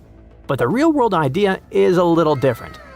Scientists aren't really asking whether a pre-human civilization existed or not. They're asking something trickier. If they did exist, would we have any way of knowing? In other words, do we even have the necessary tools to find out? You see, it is possible they did exist. Take the human race, for example. We started building industries and using machines back in the 18th century. Our technology has come a long way since then, and it's grown to the point that, well, it's giving us a bit of trouble right now. All that progress is starting to impact the planet's climate and ecosystems. And if things keep going that way, one day, humanity could disappear. Sure, it's an apocalyptic, hypothetical scenario, but hey, it's just to illustrate the theory, okay? So let's picture today's world without humans around to keep things running. At first, nothing would really change. But slowly, little problems would start to snowball.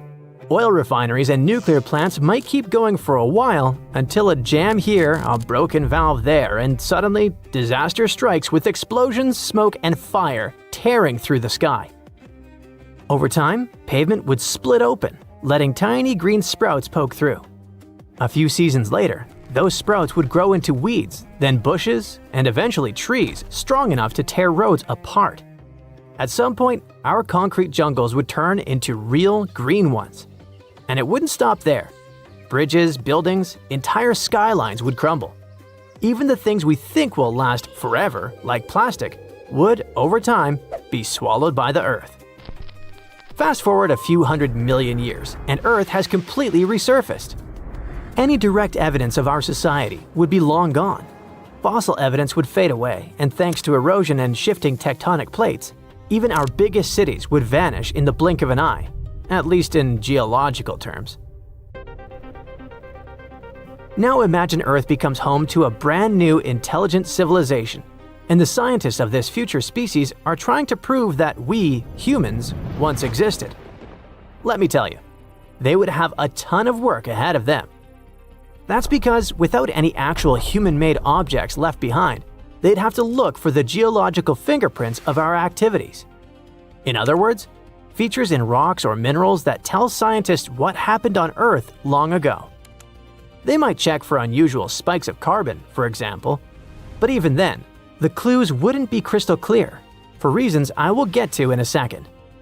For now, my point is, it'd be just as hard for us to uncover traces of an ancient technological species. We wouldn't find any statues, no buildings, because nothing will be left standing after millions of years. Still, if they existed, they would have had the same basic needs as modern humans. They'd need to generate massive amounts of energy and grow tons of food. And that would have left behind similar geological fingerprints. Things like big spikes in atmospheric carbon, sudden climate shifts, rising sea levels. And if we ever found any of those traces, bingo! That could mean a pre-human intelligent civilization once existed. Sounds easy, right? Well, that's where the Silurian hypothesis comes in. Back in 2018, two scientists decided to put that idea to the test. Physicist Adam Frank and climate modeler Dr. Gavin Schmidt wanted to answer one big question.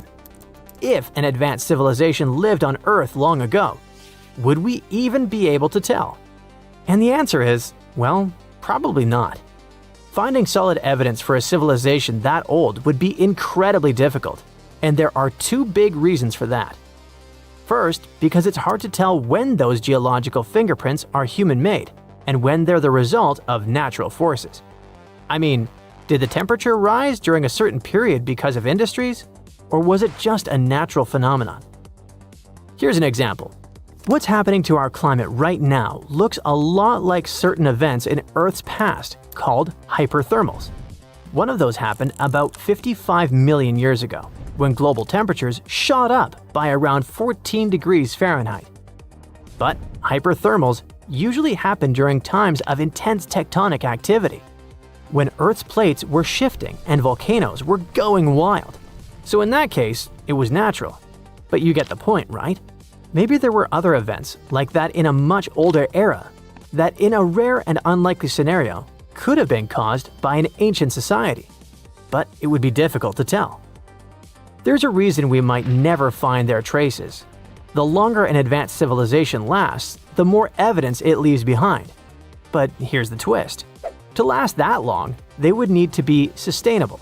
And the more sustainable a society is, the smaller the impact it leaves on the planet. Smaller impact means fewer clues for us to find. Can you see the paradox? The civilizations most likely to survive the longest are the ones that leave the least behind. For example, a society that runs mostly on wind and solar power wouldn't leave nearly as much evidence as one powered by fossil fuels. Okay, so we've got our answer. It would be really hard, if not impossible, to find any evidence that an ancient technological civilization lived here before us. But that doesn't mean they never existed.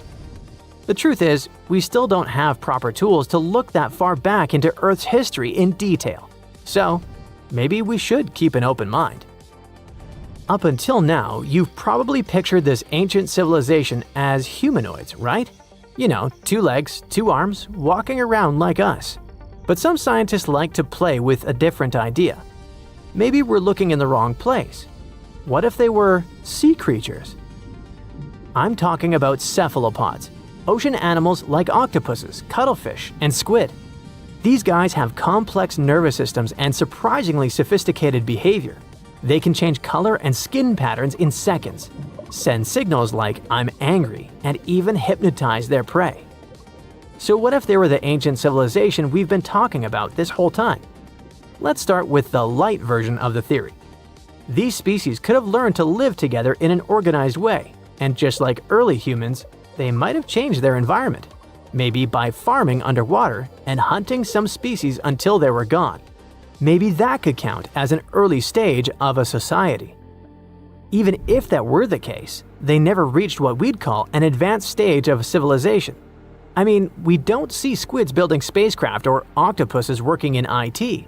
They never went through an industrial age or a space age. And if they're not a technological society, then they're not the answer to the Silurian hypothesis. So yeah, we're still left with nothing. And in the scientific community, this whole idea's even got a funny nickname: the most interesting hypothesis that's probably false. But here's the thing. Even if it's a long shot, it still gets scientists asking a big question. What will we humans leave behind millions of years from now? And the answers might actually help us figure out how to look for other advanced species beyond Earth, ones that could have disappeared a long time ago. Deep inside the heart of the Amazon rainforest lies a cave so massive, it defies logic. Stretching for 2,000 feet, this tunnel is so big a human could easily walk around inside of it. Its walls are etched with deep, mysterious claw marks. But this is just one of many. If you travel to the south of Brazil, you'll stumble upon over 1,500 similar caves, ranging from modest tiny burrows to massive passageways. These are not your average spooky, bat-filled caverns. They're what researchers call paleo burrows, also known as ancient underground structures dug by creatures so colossal they make modern elephants look small. Whatever creature dug those tunnels displaced 800 elephants worth of dirt. I know, it still looks like a normal cave, but experts noticed this one was special because the walls were too neat and rounded, and the floor was too smooth. Besides, no water or erosion leaves such signs of serious digging power. These Brazilian caves are the largest geological records of animal activity on the planet. It's like stumbling into a prehistoric house made by creatures the size of cars. To unlock this mystery, researchers analyzed the scratch marks on the walls and realized they had probably been made by giant ground sloths, a species called valgipes, which could weigh nearly 9,000 pounds and eat your average annual menu in about 3 days. Despite being huge, these animals were not earthbenders. They had to work in groups if they wanted to dig such long tunnels. This is why scientists believe many sloths shared the same tunnel and dug it together. Even some giant armadillos may have helped with the digging. After all, they were ridiculously skilled excavators and lived there too. Okay, but why would a giant sloth or armadillo need a 2,000-foot-long underground lair? Great question. And the truth is, scientists aren't totally sure. It doesn't make sense for them to dig tunnels this massive just to escape predators, especially since the tunnels were big enough for a saber-toothed tiger to crawl in, for example. So, unless they installed prehistoric security systems, this theory has holes. Haha, pun intended. The best bet is probably climate. Back then, everything was drier and colder, and some species of giant sloths were living their best lives back when Earth was transitioning between cold and warmer periods. Their big bodies usually protected these animals from temperature changes, but drastic fluctuations probably made them hide in order to survive. Besides, just like modern sloths, giant sloths probably had a hard time maintaining their body temperature, and going underground for a while is a great way to protect your babies and save some energy. After all, the bigger you are, the more energy you spend. Some scientists believe these tunnels might have had rotating tenants. One sloth moves in, digs a bit, leaves some scratch marks, moves out. And sometime later, another one crashes there and adds its own decor touches. A hostel for ancient megafauna.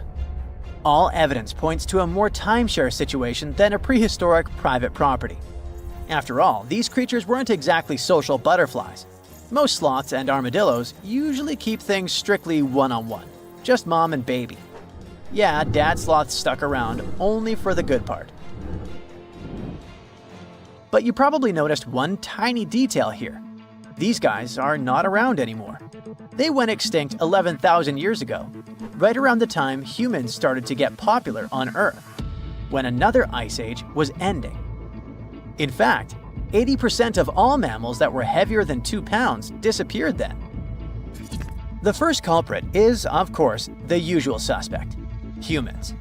Around 10,000 years ago, a wave of skilled hunters using distinctive tools like spear points spread across North America. The theory goes that American animals weren't used to this new predator, making them easy targets. Once the big plant eaters started vanishing, the big meat eaters followed. They didn't have enough food to survive, and it wasn't just excessive hunting that caused some damage. Early humans may have also harmed ecosystems in ways that made survival harder for large species. But wait, there's another suspect: climate change. Around the same time, Earth's climate got a major shakeup. The climate was going from super cold to only slightly cold. Just so you know, Earth's temperature was about 46 degrees Fahrenheit, making seasons change and plants perish. And if plants are no longer around, big animals that eat them, like our friends giant sloths, have less nutrition, making them even more vulnerable. Many scientists now think that both human impact and climate change played a role, just in different ways depending on the region. In some places, humans may have tipped the balance. In others, nature itself did the job. Either way, it was a perfect storm that ended the age of giants. Turns out, being huge isn't always a plus. Giant animals tend to live longer and reproduce slowly, which makes them sitting ducks when disaster strikes. Besides, it takes a long time for these guys to bounce back. After dinos disappeared, for example, it took 15 million years for new mega mammals to stomp onto the scene. The last major extinction happened around 12,000 years ago. Not really enough time for brand new massive beasts to evolve. Today's biggest ground animals, like elephants, rhinos, and bison, aren't newcomers. They're actually the tough survivors of that ancient chaos.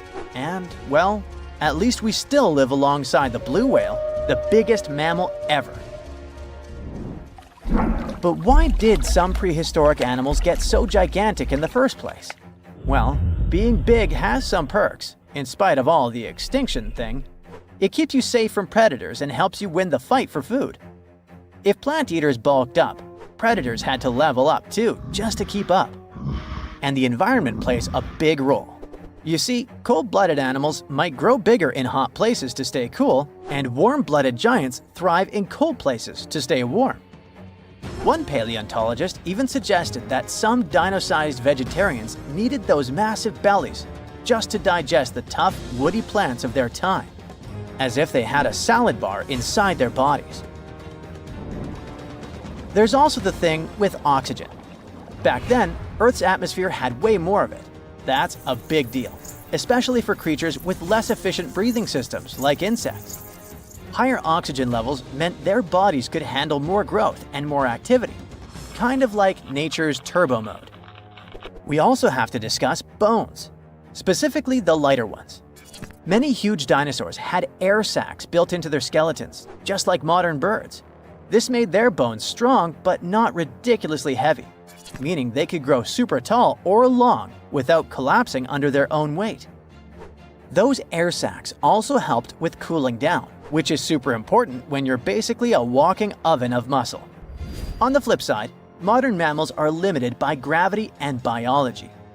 Bigger bodies need stronger hearts, lungs, and blood pressure just to keep functioning, and land doesn't offer much support. This also explains why whales got even bigger than dinosaurs. The ocean acts like a natural support system, which pretty much means that buoyancy helps hold up all that mass. So blue whales can hit a jaw-dropping 330,000 pounds without turning into pancakes. On land, that kind of size would be a serious health hazard. So ancient giants weren't just freaks of nature. They were the result of the right mix of air, food, physics, and environment working together in just the right way. The whole extinction event surely is a bummer for giant sloths that worked as gigantic engineers of nature, but it surely prevented us from sharing the planet with insects the size of crows, like some types of griffinflies or millipedes reaching almost 6 feet in length. Yikes! Now, if you'll excuse me, I'm going to appreciate modern sloths, slow, small, and thankfully incapable of terraforming the landscape and giving me insect-related panic attacks. Some mountains look so picture-perfect that you'd swear they were hand-sculpted by a divine architect. And the thing is, you're not that wrong if you think so. Wait, did someone really build mountains? Hidden deep in the Amazon rainforest, there's a bizarre cone-shaped peak that raises that exact question. And halfway across the world, there's a landscape that looks like someone spilled a massive bag of Hershey Kisses across a green field. No, you can't make this stuff up. Get ready to learn what would happen if a Hershey's Kiss and the Road to El Dorado movie had a baby in real life, because we're diving into two of the most mysterious and oddly satisfying natural formations on Earth, Cerro El Cono in Peru and the Chocolate Hills in the Philippines. One might be an ancient lost pyramid, and the other turns into chocolate every year. Well, sort of. Let's start with El Cono. This strange, solitary mountain rises more than 1,300 feet above the treetops in the heart of the Amazon, right near the Peru-Brazil border. Sure, the Amazon is no stranger to mountains. There are impressive ranges, like the Ameri Mountains farther north and the Andes, not in the Amazon per se, but running along Peru's spine. But you see, El Cono is different. For starters, it's completely isolated. If you fly over the region in a helicopter, all you'll see for miles is an endless emerald sea of rainforest. Then, boom, out of nowhere, a perfectly cone-shaped mountain juts into the sky like a giant green Dorito. It's not part of any major mountain chain, it doesn't have any siblings, and it looks so symmetrical that it almost feels artificial. And it's covered by forest. Now, naturally, this has sparked all kinds of theories. Some people think it's an extinct volcano. Others say it's a freak of erosion. And then there are those who whisper more exciting possibilities. What if it's a lost pyramid? And before you roll your eyes, this idea is not as wild as it sounds. And some people actually stand by this theory. After all, the ancient civilizations of South America built pyramids too. What? Yeah, can you believe that the Egyptians didn't actually invent the concept of pyramids? No joke. The Mochichachapoya and Inca civilizations all built monumental structures. In fact, pyramids are found all over the world, from Ethiopia and Thailand to Greece, Mexico, and even Italy. So why do pyramids keep popping up throughout history? Simple. They're structurally sound. The broad base supports the weight, and the pointed top was often seen as a symbolic connection to the heavens. Okay, but what are the chances of all these people coming up with the same idea at the same time? Okay, calm down. Ancient aliens. Yeah, that's possible. But as it turns out, ancient people did talk to each other via trade, migration, and cultural exchange. Ideas like pyramids didn't need to come from a secret one-world civilization. They just came from smart, curious humans scattered across the globe, all looking up at the stars and wondering how to get closer. In fact, recent archaeological discoveries have revealed massive ancient cities deep in the jungle that were completely swallowed by nature. In Guatemala, scientists uncovered a lost Maya city with its own pyramid structures. In Mexico, an entire metropolis was found buried beneath forested hills. So yes, humanity can forget an entire city. Take another look at El Cono from the air, and you might start believing it too. Its slopes are smooth. Its symmetry is uncanny. From above, it resembles a colossal step pyramid or ziggurat, cloaked in jungle vines and secrecy. And if someone told you it was the moss-covered remnant of an ancient civilization, you might just nod and say, yeah, I see it. Of course, no one's proven anything yet, but the mystery is delicious. Like a myth waiting to be cracked open. At the same time, for people who live nearby, El Cono isn't just a geological curiosity, it's sacred. In Andean cosmology, mountains like El Cono are known as apus, spiritual guardians of the land. These aren't just rocks, they're living beings, protectors, deities. Think Tifiti from Moana, but South American and a little more mysterious. The indigenous tribes in the region still pay their respects to this mountain, treating it not as a tourist attraction, but as a sacred ancestor. And while everyone's busy debating whether El Cono is a mountain or a pyramid, nature's just vibing. The area surrounding El Cono is now part of Sierra del Divisor National Park, created in 2015 to protect one of the richest ecosystems in the Amazon. We're talking about rare plants, hundreds of bird species, many types of monkeys, and endangered animals like jaguars, giant armadillos, and even tapirs, the jungle's adorable pig-elephant hybrid. And yes, there are caves, springs, and even undiscovered ruins hidden deep in the forest around El Cono. So, what is El Cono really? Some geologists think it's likely a volcanic cone based on its shape. That's the official word from UNESCO anyway. Others argue it's a rare example of erosional geomorphology, a fancy way of saying wind, water, and time teamed up to carve a perfect mountain out of the landscape. Like geological origami, shaped by millions of years of natural forces. But the truth is, we don't know. Not for sure. Not yet. Until someone launches a respectful science-based expedition with drones, ground-penetrating radar, and a green light from the local communities, El Cono will keep its secrets. And maybe that's the best part. Sometimes it's mysteries that make the world feel truly magical. Now, let's jump onto a metaphorical plane and head to the Philippines, where the mystery continues and gets a little sweeter.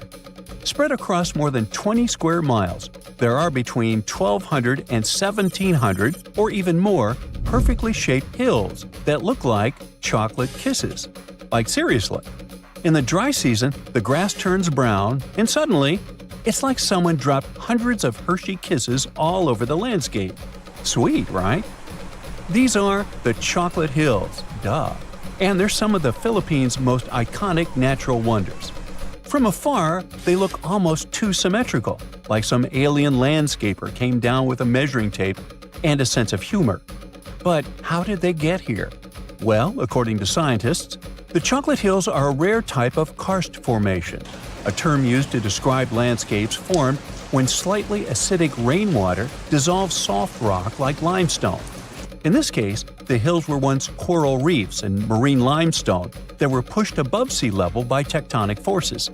Over time, the exposed rocks got eroded by wind, rain, and underwater rivers, leaving behind this stunning army of symmetrical mounds. It's a geological marvel millions of years in the making. But science isn't the only explanation in town. Local legends are more fun.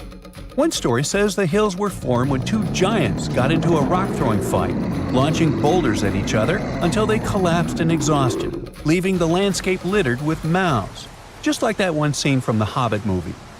Another tale speaks of a heartbroken giant whose tears turned into earth, forming the hills as a tribute to his lost love. Oh. Today, the Chocolate Hills are a National Geological Monument and a major tourist attraction in the Philippines. They're also being considered for UNESCO World Heritage status, because, really, where else can you find such a naturally satisfying mix of geology and dessert? If you ever want to visit, it's pretty easy.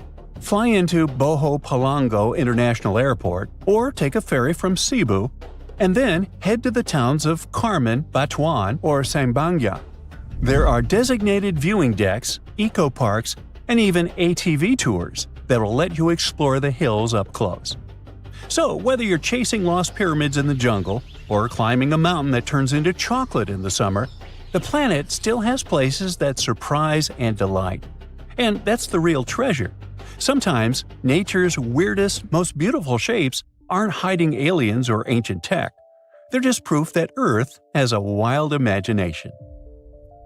Now, how about some surreal hidden places to check out? Grab a flashlight and your backpack, and bon voyage! The trip starts in the mountainous country of Switzerland. You travel to the town of Waltensburg in the eastern part of the country. It's raining and it's very cold, but you still make your way to the bottom part of a mountain, where your first adventure awaits. After climbing up high in the mountains, you see a strangely shaped castle. To get there, you must walk up an extremely narrow pathway. Don't look down, you think to yourself. You tighten the straps of your backpack and manage to walk along the pass. Standing at the door of the castle, you really can't believe what you see. A 13th century fortress built entirely of stone. Today, all that is left of Krafenstein Castle is mainly its ruins, but their condition is good enough to get an idea of what the place looked like back in its glory days. You take your time to explore the castle inside, but honestly, this place gives you the chills and you're ready to move on. The next place on the list is Turkey. A plane and then a car ride later, you arrive in the city of Çorum in the northern part of the country.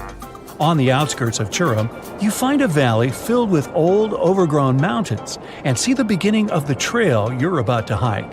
The way is extremely steep, but it leads to a secret door carved in the mountain.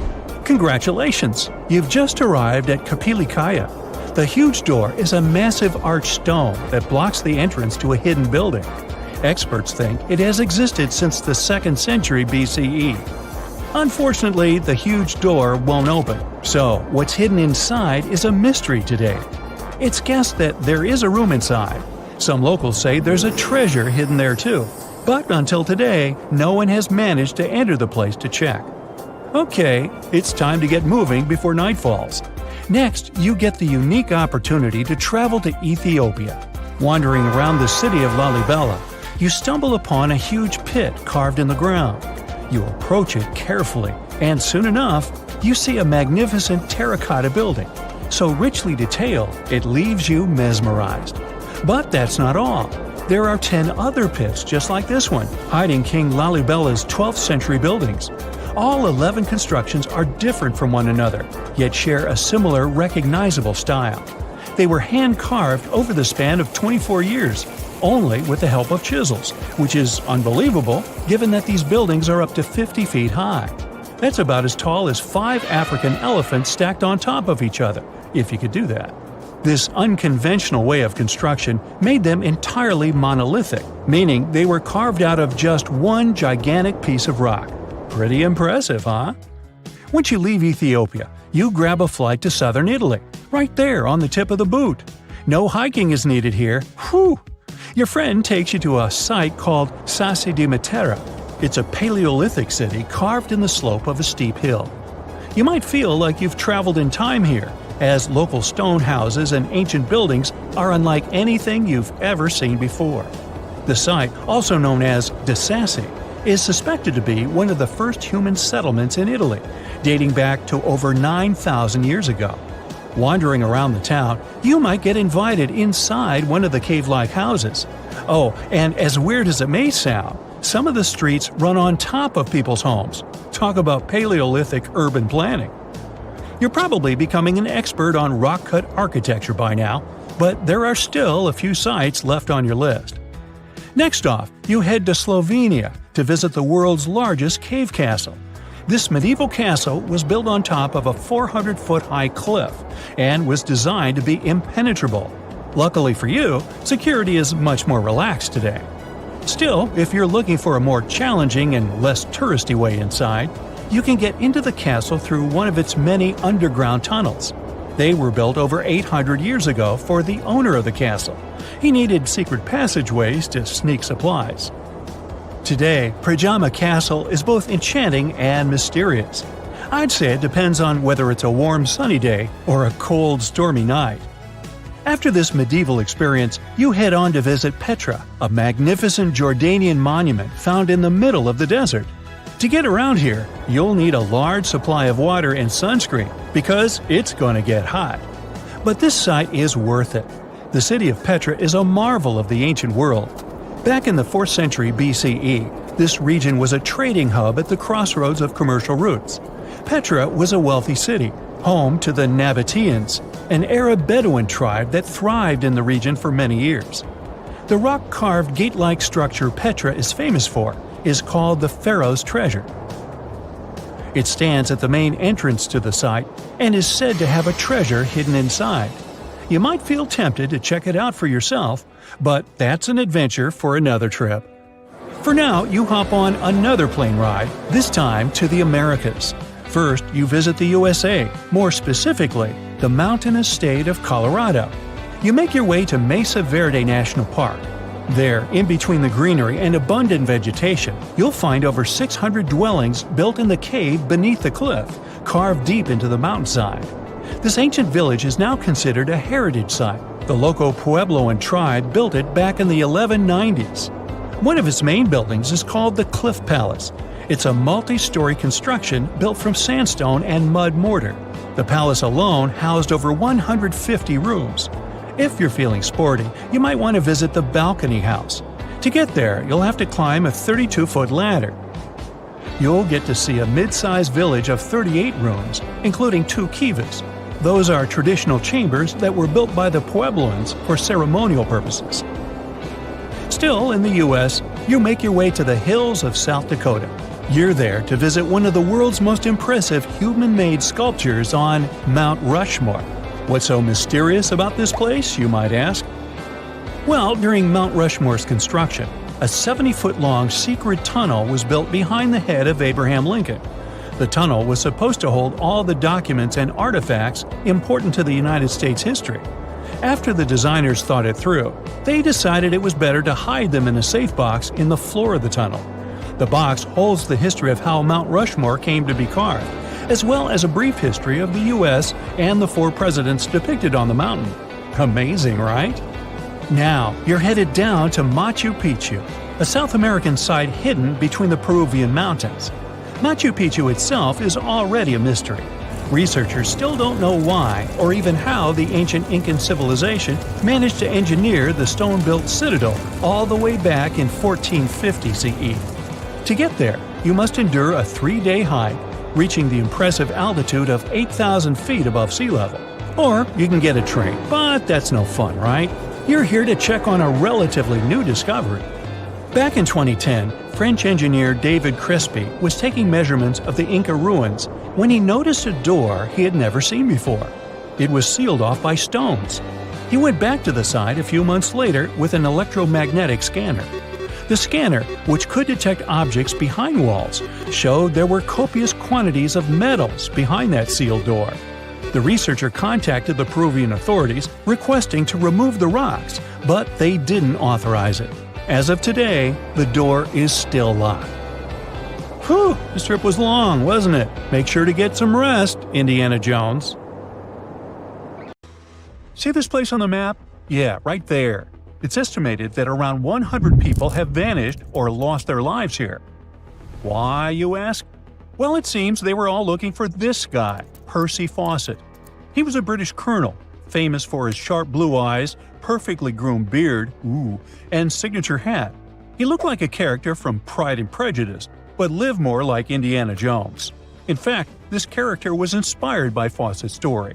But his disappearance in 1925 was more macabre than any movie plot. Colonel Fawcett was bold. Not the ask-your-neighbor's Wi-Fi password kind of bold. I'm talking full-on, I don't care that much about my life bold. He used to be a soldier in Sri Lanka, and even did a secret spy gig in Morocco, but he needed more. So in 1906, Fawcett started exploring parts of Brazil and Bolivia where no one had dared to go before. His mission was to create secret, mind-blowing maps. Okay, that doesn't sound too risky, but trust me, it was. If you want to explore the world nowadays, you just open Google Earth and, well, that's it. No danger, no adrenaline, just maybe 1 or 2 creepy street view photos. Ew. But we're talking about the beginning of the 20th century, when satellites and this weird Google car didn't exist. Back then, if you wanted to fill in the world map, you actually had to explore the land on foot. So that's how Colonel Fawcett ended up in South America. And he became famous for his expeditions to map out the wild Amazon. He was the first guy to record the locations of waterfalls in that region, for example. But then he got obsessed. Blame it on lack of sleep or whatever sketchy Amazon jungle juice he was sipping, but suddenly he was like, I'll bet there's an ancient advanced city hidden somewhere around here. Spoiler alert, there wasn't. But he was hooked on that idea.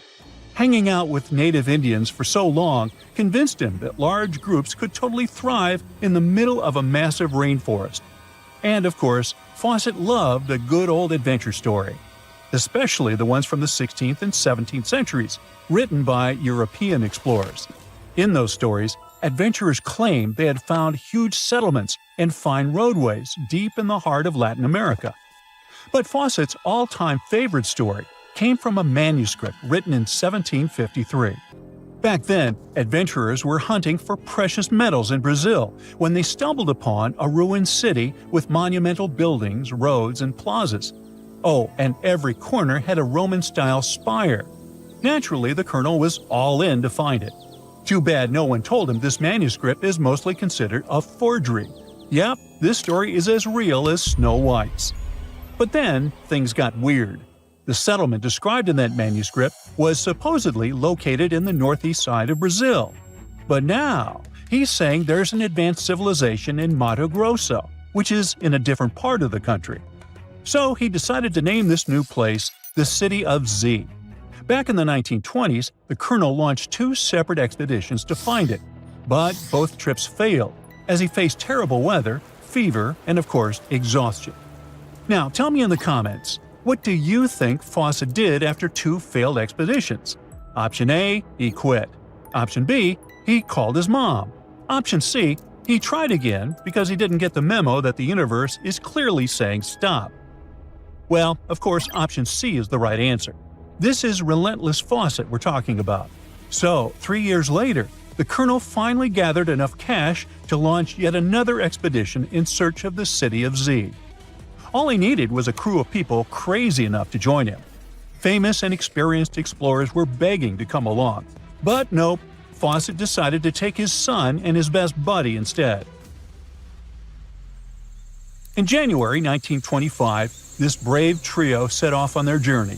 They packed mosquito nets, canned food, and made a promise, "We shall return." Another spoiler alert, they didn't. Uh-oh. The journey kicked off in New Jersey, and then they sailed all the way to Rio de Janeiro, Brazil. There, they stopped to grab some pack animals, like horses, and hired a couple of local guides.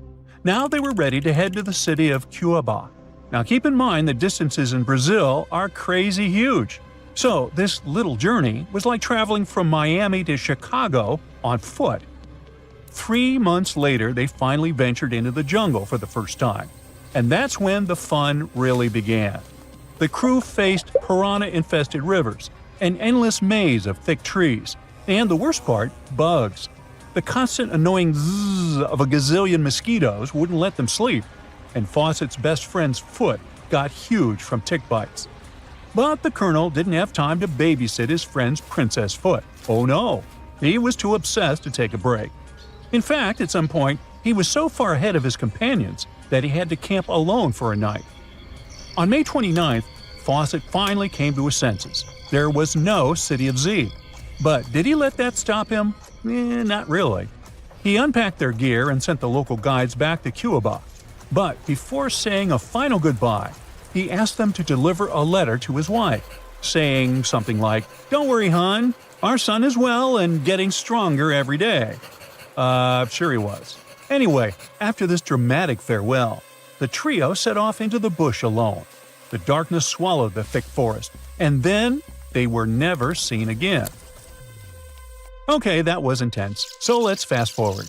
2 years later, the newspapers were still speculating whether the trio could still be alive, and Fawcett became a legend, like Bigfoot, but less hairy.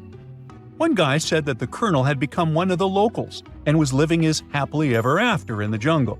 Another guy said he was held prisoner by the Indians, but no one could confirm any of these sightings. It wasn't until 1928 that the British authorities finally thought better late than never and decided to look for Fawcett and his crew. By that time, they were sure their expedition had perished, but they still needed proof. And after days and days of surviving the jungle's worst nightmares, they found, well, nothing. But in a weird way, this mystery inspired more explorers to look for them. It's estimated that about 100 people have passed away in this process, and a few have followed in the explorers' footsteps by disappearing without a trace. So, what really happened to the expedition? Researchers have pointed their fingers at everything under the sun. Parasitic infections, starvation, drowning, jaguar attacks, you name it. Some even say Fawcett dove headfirst into mysticism and started an occult community in the jungle. The Brazilian anthropologist Orlando Vilas-Boas was probably the one who got the closest to solving this case.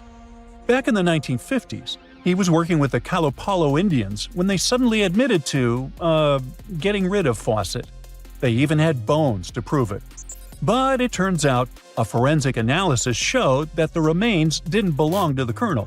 So we're back to square one, and nobody knows, to this day, whatever the heck happened to them. Fawcett's quest, as we know it today, is based on some pretty questionable sources. But there is a possibility that he wasn't living in Delulu land after all. Recent discoveries suggest that his idea of a sophisticated jungle city wasn't just pure fantasy. In 2024, a massive ancient city was found in the Amazon, hidden beneath dense vegetation. Evidence suggests it was built around 2,500 years ago, and it was surprisingly advanced, featuring houses and plazas, all connected by an incredible network of roads and canals. But this city was in a forest in Ecuador, not Brazil. So who knows? Maybe the legendary city of Z is still out there. Ooh.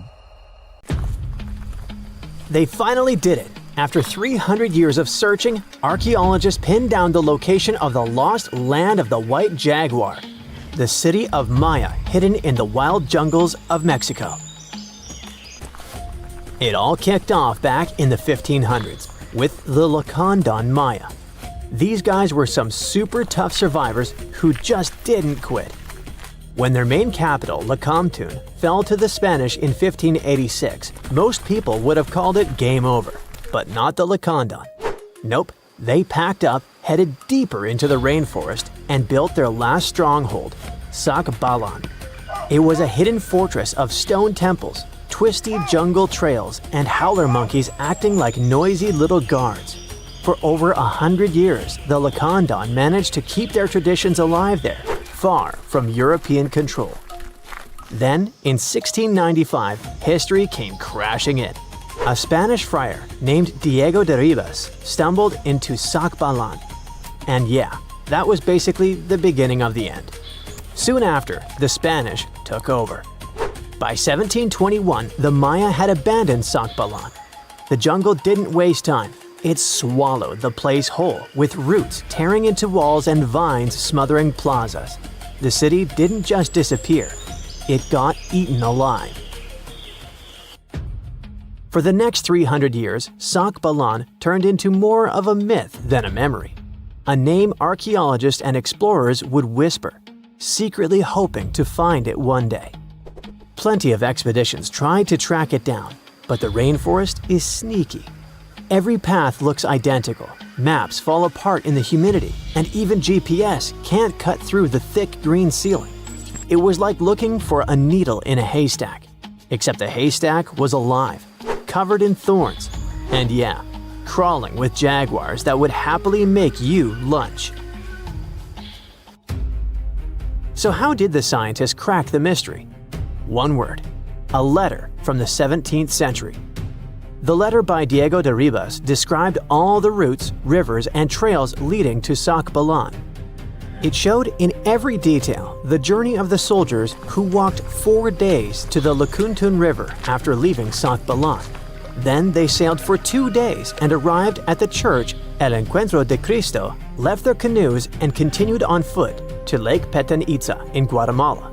This was already detailed enough, but the scientists needed to pinpoint the exact location with geographic information systems. They took into account vegetation layers and how much each person was carrying to map an approximate range where Sacbalan should be. They fed this information to GIS and calculated where the city should be. And bingo, it worked. Archaeologists traveled through the jungle and found stone temples rising like broken teeth from the earth. There were also some tools and ceramics, and a Spanish church right in the middle of the ruins. The discovery isn't just about cool ruins, it rewrites history. For decades, people assumed the Lacandon simply scattered after Lacamtun fell, but Sacbalan proves they regrouped, fought, and preserved their culture for over a century more. It's like discovering the final chapter of a book we thought ended too soon. There's also irony here. The Spanish friar who revealed Sacbalan helped doom it. Yet his letter, centuries later, also helped save its memory. Today, the ruins sit inside a biosphere reserve, protected by the same jungle that once hid them. Tourists can't just waltz in. It's raw, tangled, alive. The city breathes again, but on its own terms. Scientists just uncovered another lost city, buried under the thick jungles of Mexico. It had been hiding there for 600 years. The place is called Gengola, and it's massive, about 360 hectares with more than 1,100 buildings, 2.5 miles of defensive walls, its own network of roads, and a super organized city plan. Because it was so deep in the jungle, you'd never realize how huge it really was unless you spent years hiking through it. But modern tech swooped in to save the day, using LiDAR, a kind of laser scanning tool. Researchers flew over the site, and in just 2 hours, they had a full 3D map of the entire city. Gengola was built sometime between 1350 and 1521, back in pre-Columbian times, and it used to be buzzing with life. It was a major hub for the Zapotec people, who had been around in the region since about 600 BCE. Families there lived in homes with big central patios surrounded by rooms, and as they got new members, they just add more rooms and stretch their houses out. They even used the mountains around them as natural walls and channeled mountain water for drainage. A lot of their buildings are still standing, which is wild considering how much time has passed. By the late 1400s, the Zapotec were real powerhouses along the Pacific coast. They even fought off the Aztecs, who were constantly trying to expand. At Gengola, they survived a brutal 7-month siege. But even though hiding in the mountains kept them safe, it wasn't perfect. They didn't have enough fresh water or farmland to feed everyone. Just 12 miles away, the smaller city of Tehuantepec had what they needed. So the Zapotec moved there right before the Spanish arrived in 1521. What the scientists have seen so far is just scratching the surface. That LiDAR scan revealed more than 1,000 buildings, and archaeologists are planning years of research to figure it all out. Instead of digging everything up and risking damage, they'll use advanced scanning tech to keep studying the city safely. Alright, now let's hop across the world to Egypt, where archaeologists stumbled on a whole lost city called Imet, tucked away in the eastern Nile Delta. The place was buried under layers of mud, water, and time, hiding in a swamp that's been shifting and changing for thousands of years. Scientists first noticed it from way up high in faint little clusters of mud brick foundations in satellite images. The shapes looked shaky and ghost-like, but too neat to be natural. So they followed the patterns down on the ground, started digging, and the city started coming back to life. They found multi-story tower houses, basically mini skyscrapers of the ancient world. They had multiple floors, thick foundations, and could handle some serious weight. That kind of vertical living is super rare in Egypt, especially outside the Nile Delta. It showed that people in Imet weren't just spreading across the land, but stacking upward, which means the city was packed, carefully planned, and way more urban than anyone thought for that time. And it wasn't just fancy housing either. Archaeologists also uncovered a grain processing center with paved work areas, animal pens, and organized spaces for food production. Clearly, this was a city with a real economy running behind it. Not far from there, they spotted a ceremonial road that once led to a temple for Wadjet, Imet's patron deity. But later on, other buildings got plunked down over the road, which shows that Wadjet's worship faded over time. Still, the ruins coughed up some amazing relics, a green faience little funerary figurine, and a stela showing Harpocrates perched on crocodiles and gripping snakes. He was the Greek spin on Horus, deity of silence, secrets, and the newborn sun. And there was even a bronze sistrum, an ancient Egyptian musical instrument decorated with twin heads of Hathor. Turns out, Imet was active from around the 4th century BCE onward, stretching from Egypt's late period into the Roman era. Its location along trade routes made it a magnet for merchants and pilgrims visiting Wadjet's temple. So it wasn't just hanging on, it was thriving, connecting, trading, and adapting with the times. And this isn't just another dusty ruin. Imet is giving us a window into everyday life, religion, and urban planning in the Delta, which we've always known way less about compared to the big pyramids and tombs.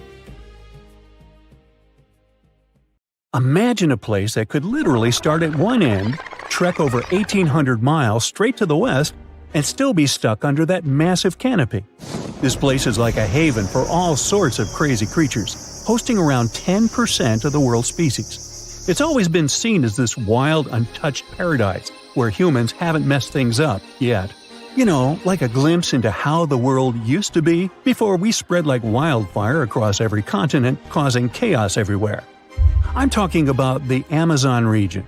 That massive jungle turns out to be hiding some seriously cool secrets. For centuries, people have been talking about these lost cities deep within the forest.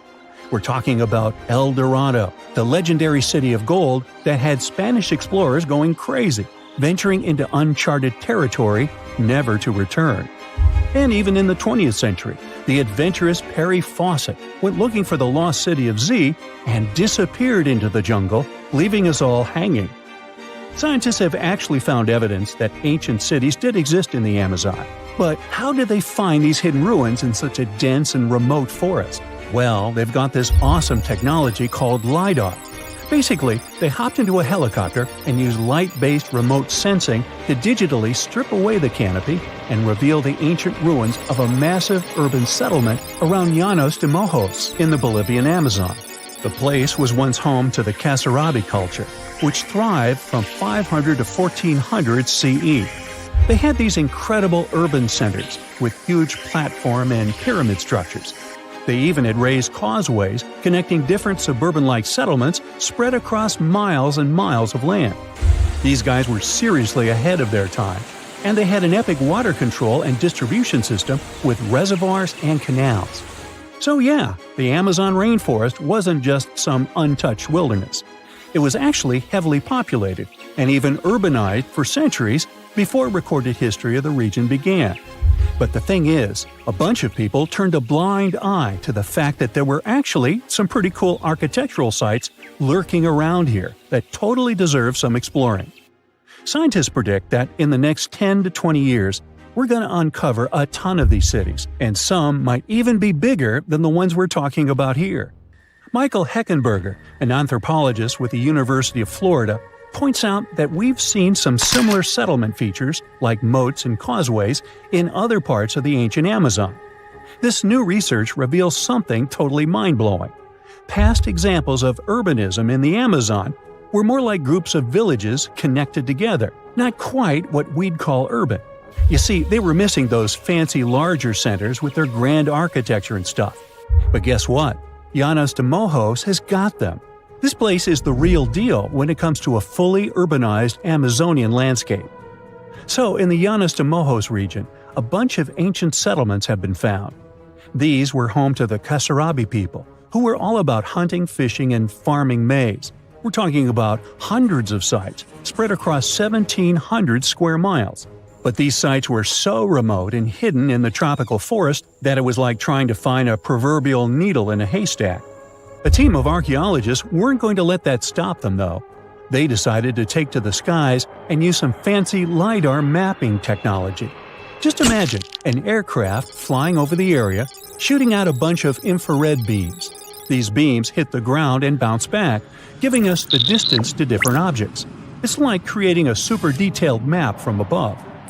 Using computer software, these genius scientists were able to strip away the trees from the images, revealing the Earth's surface and all the ancient archaeological goodies hidden beneath. And boy, did they strike gold. They found a whopping 26 unique sites, including 11 that nobody even knew existed before. So what about these 26 super cool sites? Among them, we've got Landivar and Kotoka, which are like these huge urban centers. And get this, we already knew they existed, but the new maps revealed they cover 1.5 and 1/2 square miles respectively. These centers are surrounded by moat and rampart fortifications, like something out of a medieval castle. And they've got all sorts of crazy stuff inside. We're talking artificial terraces, massive earthen platform buildings, and pyramids that reach over 70 feet tall. All these epic buildings are actually facing the north-northwest. It's like they were trying to align themselves with the cosmos or something. This kind of cosmic worldview can be found in other ancient sites in the Amazon too. Now, let's take a bird's-eye view and strip away all those pesky trees. We can see these two centers in all their glory, and they're actually connected to a whole network of settlements through a bunch of causeways. Picture it like spokes on a wheel, stretching out for miles. Canals also stretch out from these main centers and connect to rivers and Laguna San Jose. It's like they had their own water delivery system going on. These ancient guys totally reshaped the whole landscape with their crazy cosmology. The only bummer is that their impressive architecture was made from mud brick. While it looked amazing back then, it just wasn't as durable as the limestone used by the Maya. What happened to the Kasarabi and their settlements is still a big mystery. But based on dating at the sites, it looked like they disappeared around 1400 CE, way before Europeans arrived in the Amazon. One theory is that a massive drought hit the region and messed everything up. The researchers found these massive water reservoirs at various sites, which is pretty interesting, considering how rainy the Amazon is known to be. Who knows if they were for drinking water or farming fish and turtles? But hey, severe droughts have happened in the past, and it only takes a couple of bad harvests to make people pack up and move on. What's even more interesting is that these communities thrived in the same area where this guy Fawcett we mentioned before went missing while searching for his lost city of Z. Maybe he was onto something after all. This is how it was. Fawcett stumbled upon this super cool document called Manuscript 512 at the National Library of Brazil. It's believed to have been written by a Portuguese explorer. Now, according to this document, back in 1753, a group of explorers discovered the remains of an ancient city. It had arches, a statue, and even a temple with hieroglyphs. But the document didn't spill the beans on where this city was located. So Fawcett got all hyped up about finding this city and made it his secondary mission after his main goal of finding something called Z. At one point, he had to come back to Britain to run some errands, but in 1920 he decided to give it another shot. Fawcett went on a personal expedition to find the city, but it was unsuccessful. 5 years later, Fawcett, his son Jack, and their buddy Raleigh Rimmel disappeared in the Mato Grosso jungle. Some researchers think that Fawcett might have been influenced by info he got from indigenous folks about this place called Kohikagu. Turns out Kohikagu was discovered by Westerners in 1925, and it had the ruins of 20 towns and villages. Up to 50,000 people might have lived here. And get this, the discovery of other earthworks in southern Amazonia totally supports Fawcett's theory. In 2005, an American journalist wrote an article about Fawcett's crazy expeditions and discoveries. He called it The Lost City of Z. Catchy, right? Well, in 2009, he turned that article into a book with the same name. And in 2016, the super talented writer-director James Gray made it into a movie.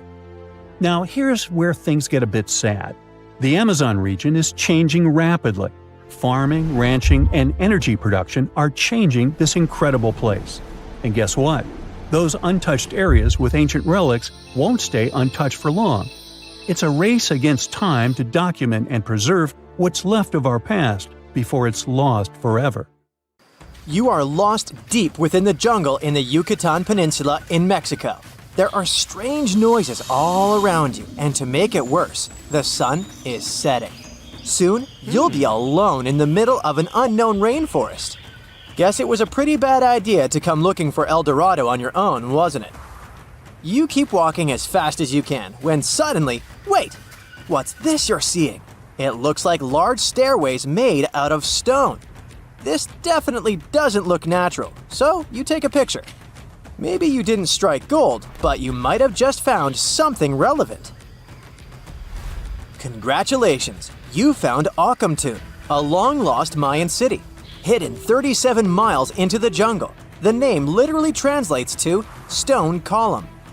Stone was probably in at the time, so these guys used a lot of it to build their pyramids, houses, and even ball courts. If you ever thought that Europeans invented ball games, think twice. Mayans loved to play ball games for recreational purposes. Ancamtun is part of a series of other long-lost Mayan cities that are being discovered with the help of new technology nowadays. We'll talk more about the other ones in a jiffy. Perhaps the biggest surprise of this one is that it was surrounded by wetlands, which is why the city was built on high ground. The city was monumental, covering an area of over 120 acres. That would be as big as 90 football fields right next to each other.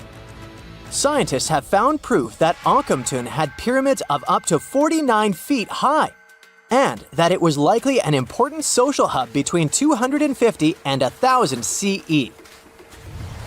This is definitely a game changer. But lost Mayan cities began to be unearthed in the 19th century.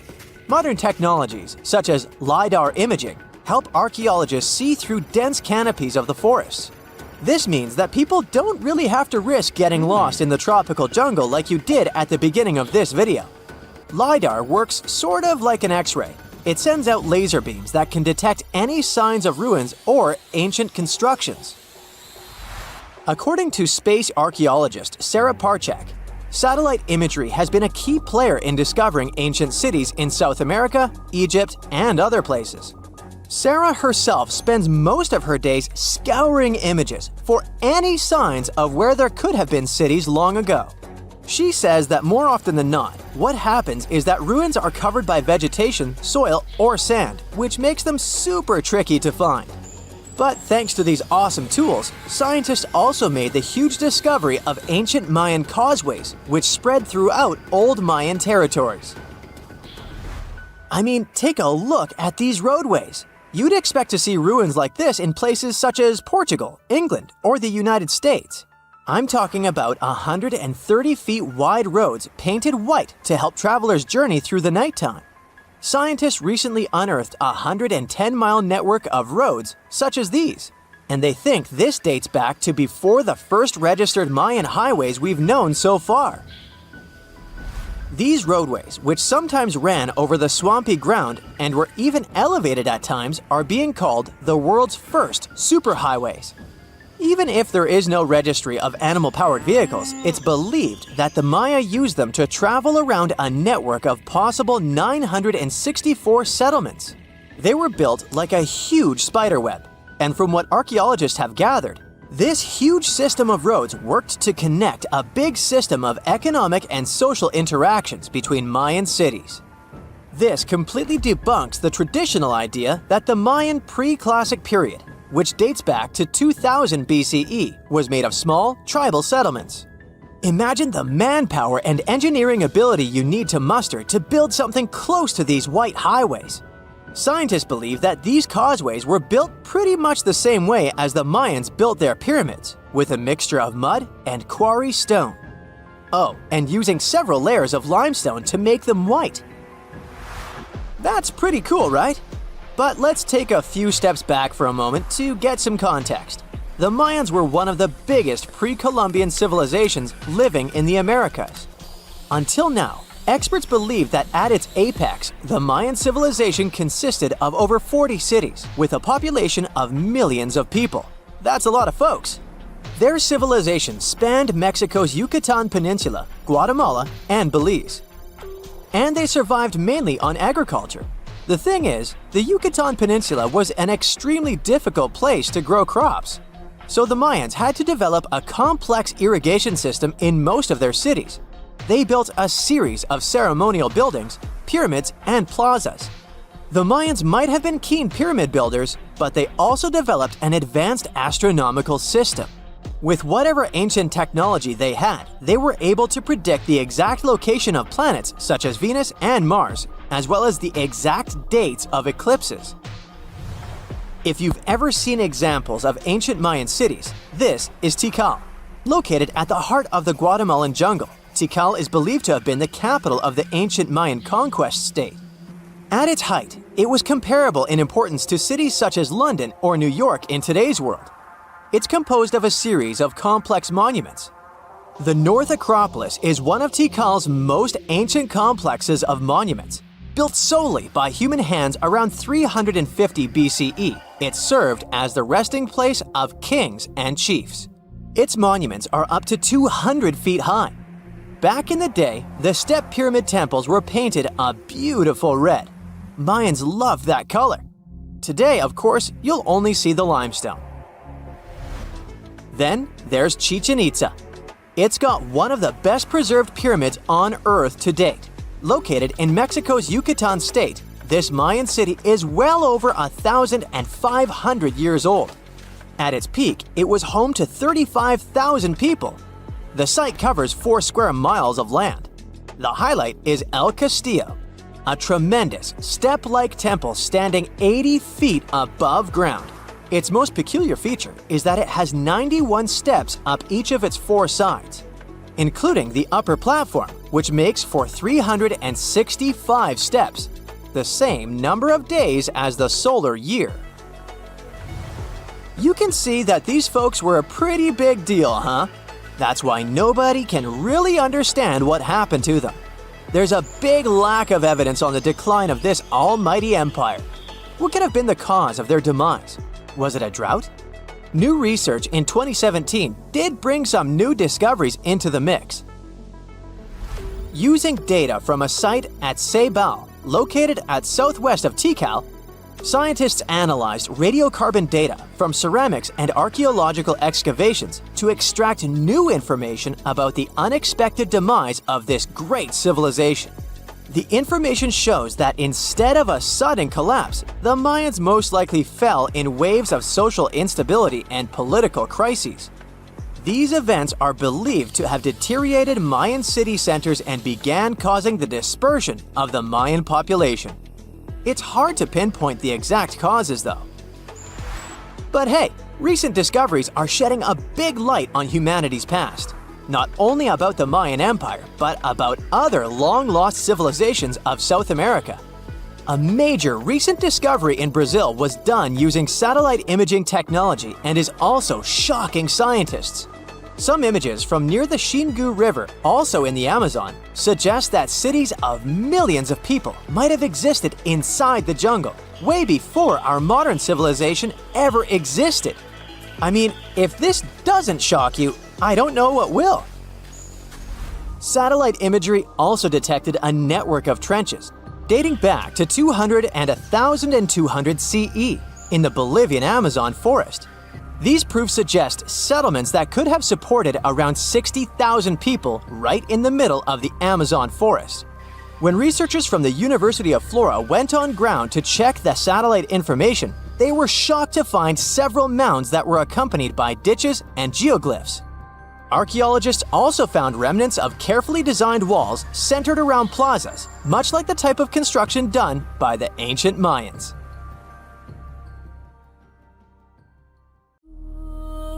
Eridu, a megacity older than the first known civilization and older than the pyramids of Giza, was buried in the sands of the Mesopotamian desert for over 2,000 years.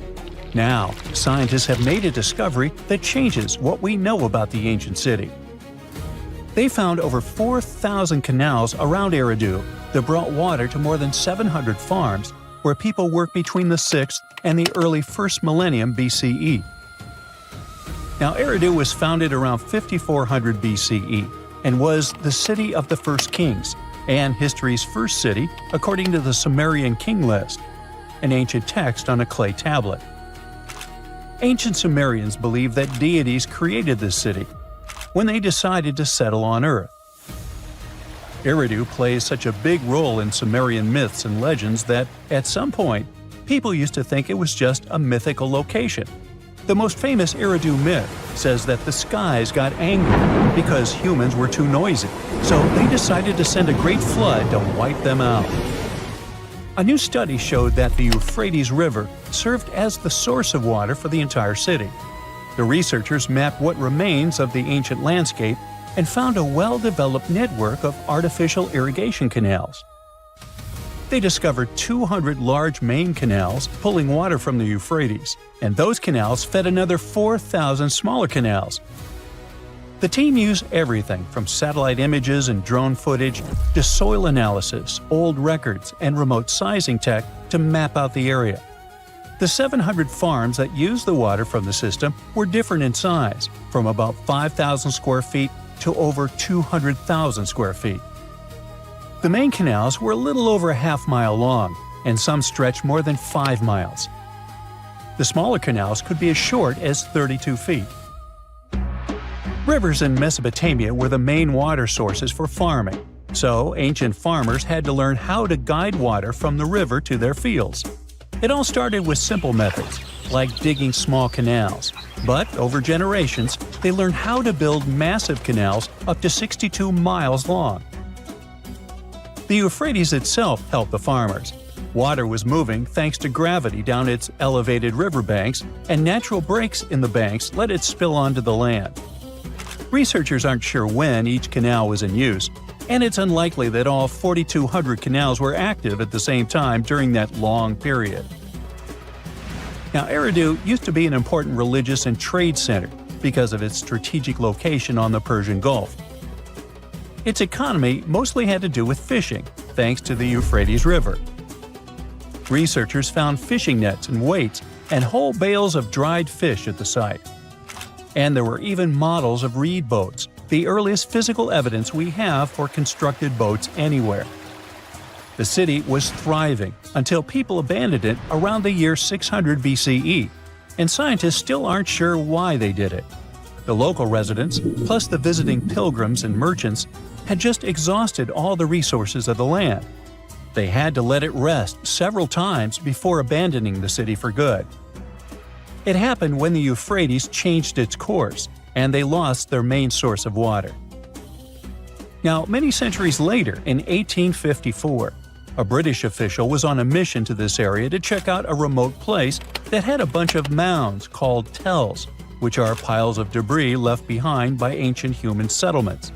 At first, Taylor wasn't impressed. He had been hoping to find something big, maybe statues, ancient writing, or ruins of palaces and temples. But with the brief time he had, all he found were things like walls, drains, stone platforms, and pieces of limestone columns decorated with tiny mosaic cones.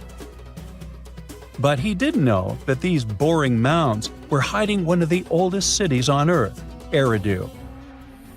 The people at the British Museum got interested in the finding, but the first full-scale excavations took place here only around a century later. The local Iraqi authorities got really interested in the excavations as they were hoping to find more about the earliest days of Mesopotamian history. So they focused on Mound 1, a massive tell as tall as an 8-story building. Soon they uncovered part of an unfinished step pyramid from the end of the 3rd millennium BCE. As they dug deeper, they found layers of human life going back in time. There were levels from the Uruk period, and even remains from a time before the Sumerians called proto-history. In those lower layers, they discovered multiple rebuilds of the Temple of Enki, the city's main deity. People rebuilt this temple again and again for over 2,000 years. Every time the temple collapsed, they built a new one right on top. Each new version of the temple was bigger and more impressive than the last. From the middle of the 4th millennium BCE, these temple buildings became massive, more advanced than anything else humans had built up to that point. The city in Eridu was also becoming more complex, with clear social classes. Eventually, they stopped rebuilding the temple and put up a step pyramid on top of the ruins. Even though Eridu faded, it likely stayed important as a religious site. Archaeologists found pottery from the 2nd and 1st centuries BCE during excavations, although there were no signs of houses. The Sumerians were an innovative civilization, as you can tell. By 1500 BCE, they invented the cedar plow, a tool that let farmers plow and plant seeds at the same time, using animals like oxen to pull it. This gear even came with instructions. The Sumerian Farmer's Almanac gave farmers advice on how to grow more crops with proper tilling and irrigation. These smart farming tricks helped feed more people, which led to larger cities, an organized ruling system, and more focus on religion. And as their cities expanded, so did their work in writing, math, and spiritual life. 5,000 years ago, the Sumerians had already produced cuneiform, one of the first writing systems in history. So another recent find from the same part of the world proves that bureaucracy existed already 4,000 years ago. Archaeologists found ancient administrative tablets in another ancient Sumerian city. These clay tablets are the oldest solid proof we have of the world's first empire, the Akkadian Empire. The tablets were inside a state archive building made of mud bricks, which had different rooms that acted like offices. Now, before this discovery, archaeologists didn't really understand how the first known empire in the world, the Akkadian Empire, worked behind the scenes. But now, thanks to the recent Gerso excavations, we have the first real and unambiguous evidence of the empire's administrative system. They tracked everything – deliveries, spending, and inventory, from fish to sheep to grains, fabric, and even gems. The tablets also include population records, with names and jobs of men, women, and kids, an ancient version of a census. From these records, scientists found out that women played a key role in Akkadian society. Some women had powerful positions, like high priestesses. The tablets also show a wide range of jobs, from skilled workers like stonecutters to people with simpler roles like temple floor sweepers. Some even included building blueprints, field layouts, and canal maps, proving that the empire had serious organization and planning. Eventually, the city rebelled and gained its independence, and the Akkadian Empire's 150-year rule ended. Now, researchers are carefully cleaning and translating the tablets to fully understand what they say. These new finds will replace older, incomplete ideas about the empire and give us a way more accurate picture of how Akkadian power and the ruling system actually worked. The story goes that two Mayan twin boys loved to play ball. Sure, they were really good at it, but they also made a lot of noise when playing. The lords of the underworld soon became bothered by the sound and summoned the two boys to the underworld, a place the Mayans called Xibalba. As soon as the boys reached their gloomy destination, the lords of the underworld began putting them through a series of tests. Soon enough, the inexperienced twin boys failed the tests and lost their lives. But this was not in vain. This sad event resulted in the appearance of a beautiful fruit tree. Soon enough, a young woman saw a beautiful fruit on this tree and reached up to pick it. Legend has it that soon after that, she gave birth to another set of twin boys named Hunahpu and Xibalba. Just like their ancestors, these twins were great ball players, but they were equally as loud, and the lords of the underworld became annoyed again. They decided to ask this pair of twins to come to play a game in the underworld, hoping to get rid of them too. When the twins arrived, the lord sent them through a number of frightening places. The first one was the House of Gloom, which was very dark. They then passed through the House of Knives, where they had to avoid getting injured. The twins then built a fire in the House of Cold, so that they didn't freeze, and ran through the House of Jaguars, where they tricked the animals into not eating them. Finally, they entered the House of Bats, where they seemed to have lost their luck. One of the bats managed to run off with Hunahpu's head. The lords then challenged the twins to play ball with them, but the boys were clearly at a disadvantage. Xibalba placed a turtle on Hunahpu's shoulders to make up for his lost head, and they began playing. As the lords became distracted by an animal near the court, Xibalba stole his brother's head and placed it back in its place. Much to the annoyance of the lords, the twins were now able to tie the game. Hunahpu and Xibalba continued to perform a series of tricks for the lords of the underworld. One of them involved Xibalba injuring Hunahpu and then bringing him back to life. The lords were so impressed by the twins' performance that they asked them to do the same trick on them. Of course, the twins agreed, but after performing their trick on some of the lords, they refused to revive them. Seeing what had happened, the lords of the underworld admitted defeat and begged for their lives, promising not to intervene in the lives of people ever again. Hunahpu and Xibalaqui were happy to have avenged their ancestors and gained the respect of the lords. Legend has it that the lords of heaven were so impressed by the twins that they took them to live in the sky by turning them into the moon and the sun. The Maya civilization was one of the most dominant indigenous societies in history, and their folklore and traditions are still discovered and studied today. They used to live in a territory called Mesoamerica. It was made up of modern-day Mexico and parts of Central America like Guatemala, Belize, Honduras, Yucatan Peninsula, and El Salvador. They lived from 1800 to 900 BCE and up to 900 to 1500 CE. Apart from their impressive legends, the Maya were very skilled inventors. They're known for their calendars, writing systems, farming methods, and sports. Their writing, for example, was found preserved on buildings and stone monuments, as well as in rare books and pottery. It's a system made out of more than 800 hieroglyphics in various combinations. Each of those signs was said to represent a syllable. Their writing system was deciphered by accident by Tatiana Proskorakov, an American woman who initially studied to be an architect. Since she didn't find a job in her field, she eventually became a Mayanist in her own right, despite not being academically trained. She was the first to notice that the Mayan upended frog glyph meant birth, and that their toothache glyph meant the date when the king ascended to the throne.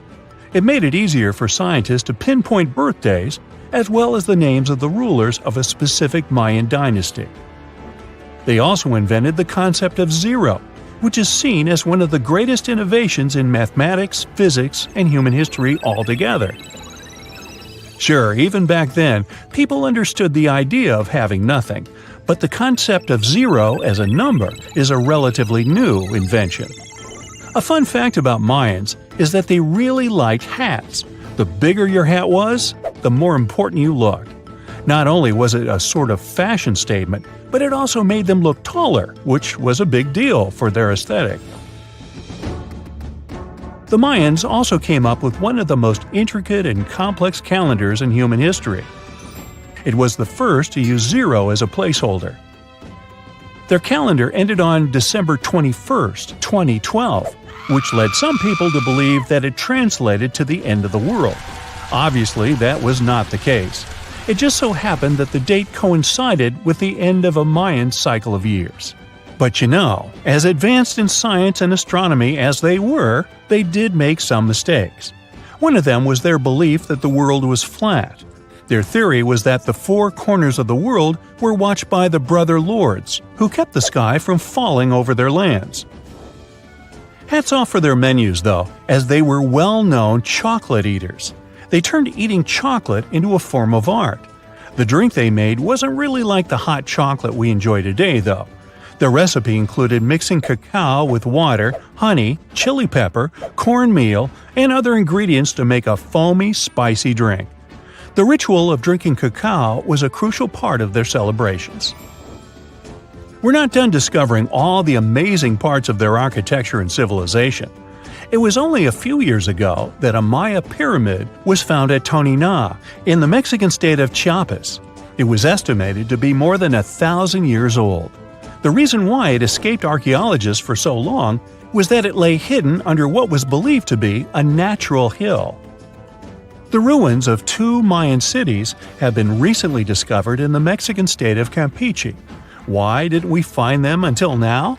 Well, they were concealed by really thick vegetation, which made it difficult for archaeologists to reach them. The Mayans didn't just disappear. Their descendants are still around today, many of them choosing to live in their ancestral homelands. You can find them in Guatemala, for example, where the Maya people make up the majority of the population. Overall, the Maya ethnic group contains people that speak different Mayan languages, such as Yucatec, Quiche, Quechua, or Mopan. They had no idea what a spa day was, but the Mayans really enjoyed a nice sweat once in a while. Sweat lodges were discovered around ancient Mayan sites. They were built out of stone or adobe. These rooms were an essential part of their cleansing and healthcare rituals. One of the earliest sweat lodges was found in Quello in northern Belize and appeared to date back 3,000 years. One of the most important parts of the Mayan culture was a ball game which they named Pix. It had both political and spiritual significance. We can see ball courts at important parts of Mayan archaeological sites. The main goal of the game was to pass a rubber ball through a very high stone hoop without using your hands. Basically, it was a combination of soccer and basketball. However, it could have serious consequences. The loser could, at times, even lose his own life. Ooh, high stakes indeed. Because of this game and the need for bouncy balls, the Mayan people were some of the first cultures to use rubber. They made it using natural latex. There were different kinds of rubber depending on what natural substances the latex was mixed with. And that, my friend, is the way the ball bounces. Sorry, but you know me, I just couldn't resist. You type Tonga Cliff Mystery into Google and this pops up. A rock. Yep, just a rock. At least at first glance. But it gets weird once you realize this is actually a 2-story tall boulder perched on top of a 120-foot high cliff in Tonga. And it's chilling there, at a whopping 128 feet above sea level. So, how the heck did this rock get there? First, a proper introduction. This is Makalahi, which means big rock in Tongan. This name hits the nail on the head because this baby stands at about 22 feet tall. That's taller than a giraffe standing on its tiptoes. And it weighs over 1,300 tons. And that's like stacking nearly 325 elephants on a giant scale. With those massive measurements, it makes total sense that the locals call it Makalahi. But from now on, we can also think of it as the giant tsunami rock. And to understand why, I've got to tell you the story of Makalahi in Tonga. In 2024, researchers from the University of Queensland's School of the Environment were exploring the southern side of Tongatapu Island. One day, they were chatting with a group of local farmers who mentioned a strange and massive rock sitting up on a cliff. And they were honestly pretty surprised. After all, it didn't make any sense for such a huge boulder to be located that far inland, especially since it's sitting about 656 feet away from the edge of the cliff. On top of that, it was covered in vegetation and surrounded by overgrowth, which suggests it's been sitting there for a long, long time. That's when they started asking themselves the big question: where did this rock even come from? So to figure it out, the team created a 3-dimensional model of the boulder and headed to the coast. After some careful research, they finally found the spot where the boulder could have originated. Turns out, it broke off from a cliff more than 90 feet above sea level. Alright, so they found the source, but let's take a moment to recap what we know so far. The rock originally came from a spot about 98 feet above sea level, and now it's sitting at 128 feet above sea level. That's a pretty big jump. Sure, it's not like climbing Mount Everest or anything, but come on, it's a rock. It didn't just grab some gear and climb up there by itself. That brings us back to the big question. How did this massive boulder get up there? Well, it was probably moved by a tsunami. Yep, this rock could actually be solid ancient evidence of a tsunami. You see, we're talking about Tonga, an island country in Polynesia, part of Oceania. It's made up of nearly 170 islands with about 36 of them inhabited. The country is divided into 3 main island groups: the Vava'u, Ha'api, and Tongatapu archipelagos. The entire region sits right at the junction of 2 major tectonic plates, the Indo-Australian plate to the west and the Pacific plate to the east. It's part of the Pacific Ring of Fire, that giant horseshoe-shaped zone that wraps around the ocean basin. And if there's one thing we know about the Ring of Fire, is that it's packed with intense geological activity. With lots of earthquakes and volcanic eruptions happening all the time, and those events can absolutely trigger catastrophic tsunamis. Tonga is no exception. According to Dr. Annie Lau, a coastal geomorphologist who took part in the study, Tonga has a long history of tsunamis for exactly that reason. Take the tsunami that hit the country at the beginning of 2022, for example. That catastrophic event produced waves as high as 66 feet, with water pushing nearly 0.62 miles inland. It was so powerful that, tragically, it claimed the lives of at least 6 people, and it was actually triggered by a volcanic eruption. So yeah, tsunamis are pretty common in Tonga, thanks to all that magma and tectonic activity constantly happening beneath the surface. And a massive, powerful wave is likely what carried Makalahi up onto the cliff. According to the study, this event may have happened around 7,000 years ago. That's even older than the first human settlement in Tonga, which is believed to have occurred roughly 3,000 years ago. Interestingly, that estimated timeline lines up with evidence of a massive tsunami that hit New Zealand's North Island, around 1,300 miles southwest of Tonga. The researchers had a theory. Now all they had to do was run the numbers to see if it was actually possible. So they measured the boulder's size and weight, then used that data to model how big a wave would have to be to push such a massive rock that far inland. Their findings suggest the boulder may have originally sat near the edge of a cliff, but was shoved inland by a tsunami. The wave lasted about 90 seconds and reached up to 164 feet in height. That's almost as tall as Niagara Falls. Just to give you a perspective, that's significantly larger than the waves recorded during the Indian Ocean tsunami in 2004 or the Tohoku tsunami in 2011. Now, here's the thing. These tsunamis were triggered by earthquakes, and waves caused by earthquakes usually top out at just a few tens of feet. So, in Makalahi's case, it probably wasn't an earthquake that did the job. Instead, it's possible the wave came from a landslide tsunami.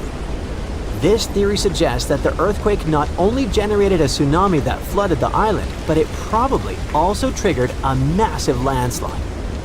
When a huge chunk of material suddenly slides into the ocean or something shifts quickly underwater, it can create a landslide-triggered tsunami, and that landslide, in turn, may have produced a second tsunami. One powerful enough to carry Makalahi and drop it where it still sits today. Now, while science may have found a likely explanation for how the rock got to such a strange location, many locals will probably continue to pass down the traditional stories tied to rocks like this one. According to Polynesian mythology, coastal boulders like Makalahi were placed by the legendary hero Maui. In some legends, Maui used a giant boulder and a magical rope made from the hair of the deity Hina to anchor the sun and slow it down.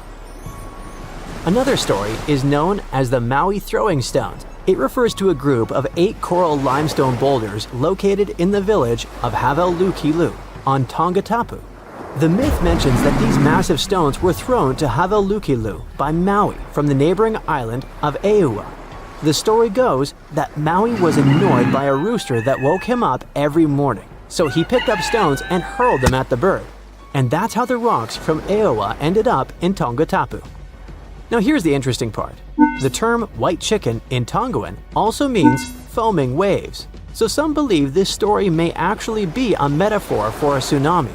Even though these myths don't mention Makalahi directly, they show how important rocks like these are to local people. Now, we can say that this archaeological evidence is not only important for culture, but also for science. The recent study gives us some fascinating theories about how the rock ended up so high up and so far inland. But researchers still need to find what's called a landslide scar to prove their point and fully solve the Tonga Cliff mystery. Follow-up research is crucial because it will help us to uncover what triggers these kinds of events and how often that might happen. And who knows? One day we might come across new cases of giant rocks moved by giant tsunamis, each one carrying its own story from the deep. There's this interesting ancient site near St. Louis, Missouri, that a lot of people don't know about.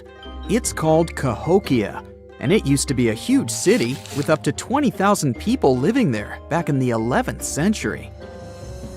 It's full of these massive earthen mounds that were built by hand, and the biggest one is still there today, at the Cahokia Mound State Historic Site. Even though we don't know everything about this civilization, researchers have been able to piece together some information from the remains they've found. For starters, they found some pretty old teeth at this site. After studying their appearance and structure, scientists suggest that a lot of different indigenous groups lived there.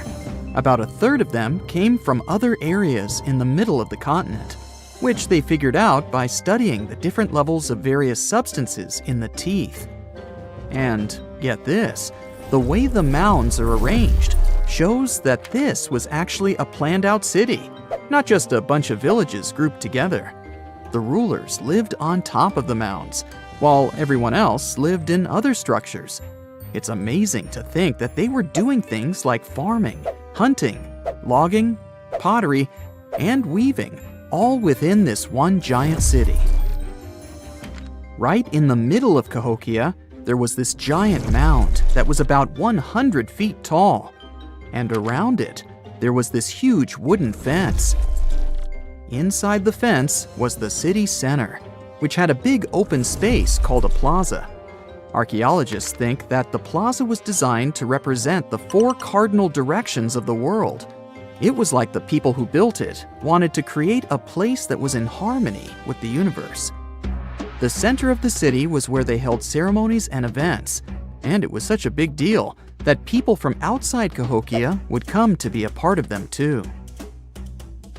What became of this city? Hard to tell. Some people think that the reason it fell apart is that they cut down too many trees and the land got all messed up. Other scientists believe that's not true because the soil was still in pretty good shape after the city was gone. The Europeans were not even around at that time, so they couldn't have influenced the downfall of Cahokia either. There's also one theory that suggests there were fights with other communities that caused the city to collapse. These days, there are over 65 preserved mounds, and you can even climb the steps of the tallest one. The best part is that local authorities are thinking of making it a national park, so you should totally plan to visit before it gets too crowded. Mohenjo-Daro is another lost ancient city that's still surrounded by mystery. Located in modern-day Pakistan, it was a city that flourished during the Bronze Age, and it was extremely advanced for its time. It had things like water systems and fancy architecture that other cities didn't have back then. Despite these features, it's not as well known as other ancient cities, like those in Egypt or Mesopotamia. What's even weirder is that at some point, the city was abandoned, and no one knows why. Archaeologists found the city in 1911, but it took a while for them to realize how important it was. Eventually, they uncovered a lot of really interesting things about the city, like its advanced sanitation system. Excavations uncovered over 700 wells, as well as private baths and a large communal bath. Remarkably, even private homes had toilets, and waste was efficiently disposed of through a citywide sewage system. They also had a lot of trade connections and made some really beautiful objects, like pottery, jewelry, and figurines that were sold all over the region. Despite its amazing culture and knowledge, scientists have yet to figure out why the city was abandoned. Some people think changes in the nearby river might have had something to do with it. The writings that the people of Mohenjo-Daro left behind are still a complex code, even for the most skilled specialists, making it even harder to piece together their history. Have you heard of the lost city of Kolmanskop? It used to be a small settlement in the Namib Desert. Legend has it that it got its name from a man named Coleman who got stuck in the local dunes and was never seen again. But that's not the interesting part. In 1908, a railway worker found a shiny stone and showed it to the chief railway foreman, who turned out to be a hobby mineralogist. They discovered it was a diamond, and soon Kolmanskop became the richest town in Africa and one of the richest places in the world. It had luxurious stone houses, a school, a hospital, and even an ice factory to produce ice for fridges. The hospital had the first X-ray machine in southern Africa, which was supposedly used to check if workers were illegally swallowing diamonds. Its popularity began to decline in the late 1920s when another diamond-rich location was discovered nearby. Most of the inhabitants soon began to flee the city in search of a better life, leaving the buildings abandoned. In 1938, all machinery was taken south and the town was left to the desert. The last inhabitant left Kolmanskop between 1956 and 1960. The hot climate and low humidity have preserved the structures over time, and tourists can now visit this desert ghost town. You've surely heard about this next ancient city, Machu Picchu. It's this incredible ancient location in Peru. It stretches across a huge piece of land in the Andes Mountains and sits high above sea level. It's even considered one of the wonders of the modern world. But here's the thing. Scientists aren't exactly sure what it was used for. It could have supported up to 750 people, but there aren't a lot of human clues left behind. Some people think it was more of a spiritual or ceremonial place, while others believe it may have been like a fancy spa retreat for the nobles. The extensive terraces might mean it was used for crop testing or as a trading hub. And there's even a theory that it was used as a prison because they found a cell-like area too. It's amazing that even today, archaeologists and historians are still puzzled about how it was built. Did you know that they probably didn't even use wheels for transportation? And those massive granite rocks were somehow pushed up the steep Andean mountains, even though most of them weighed a lot. Some historians think that hundreds of people worked together to push each rock up the peak. The huge stones at Machu Picchu are also so close together that you can't see any cracks between them. It's pretty cool because it also makes the area safe during earthquakes, which is important since Peru is a shaky country. But how did the stones stay put during all those quakes? They actually move a little bit, but then they go back to their original spot, almost like they're dancing. Some people think wet wooden wedges were used to keep them in place, but that doesn't really add up, considering how big the structures are. Locals back then also seem to have built Machu Picchu without using any pack animals or iron tools. They had to sculpt and put everything together using mostly their hands. Plus, the citadel is built on a fault, so they had to move a bunch of stone and earth to make it flat. Scientists also think that the real construction is actually underground because of the deep foundations and drainage system. In fact, there's a hidden water system that was just recently discovered using 3D scanning. They didn't even use mortar to put the granite blocks together. They were so precise that you can't even fit a sheet of paper between them. One theory suggests that people that lived there used stone tools made of a hard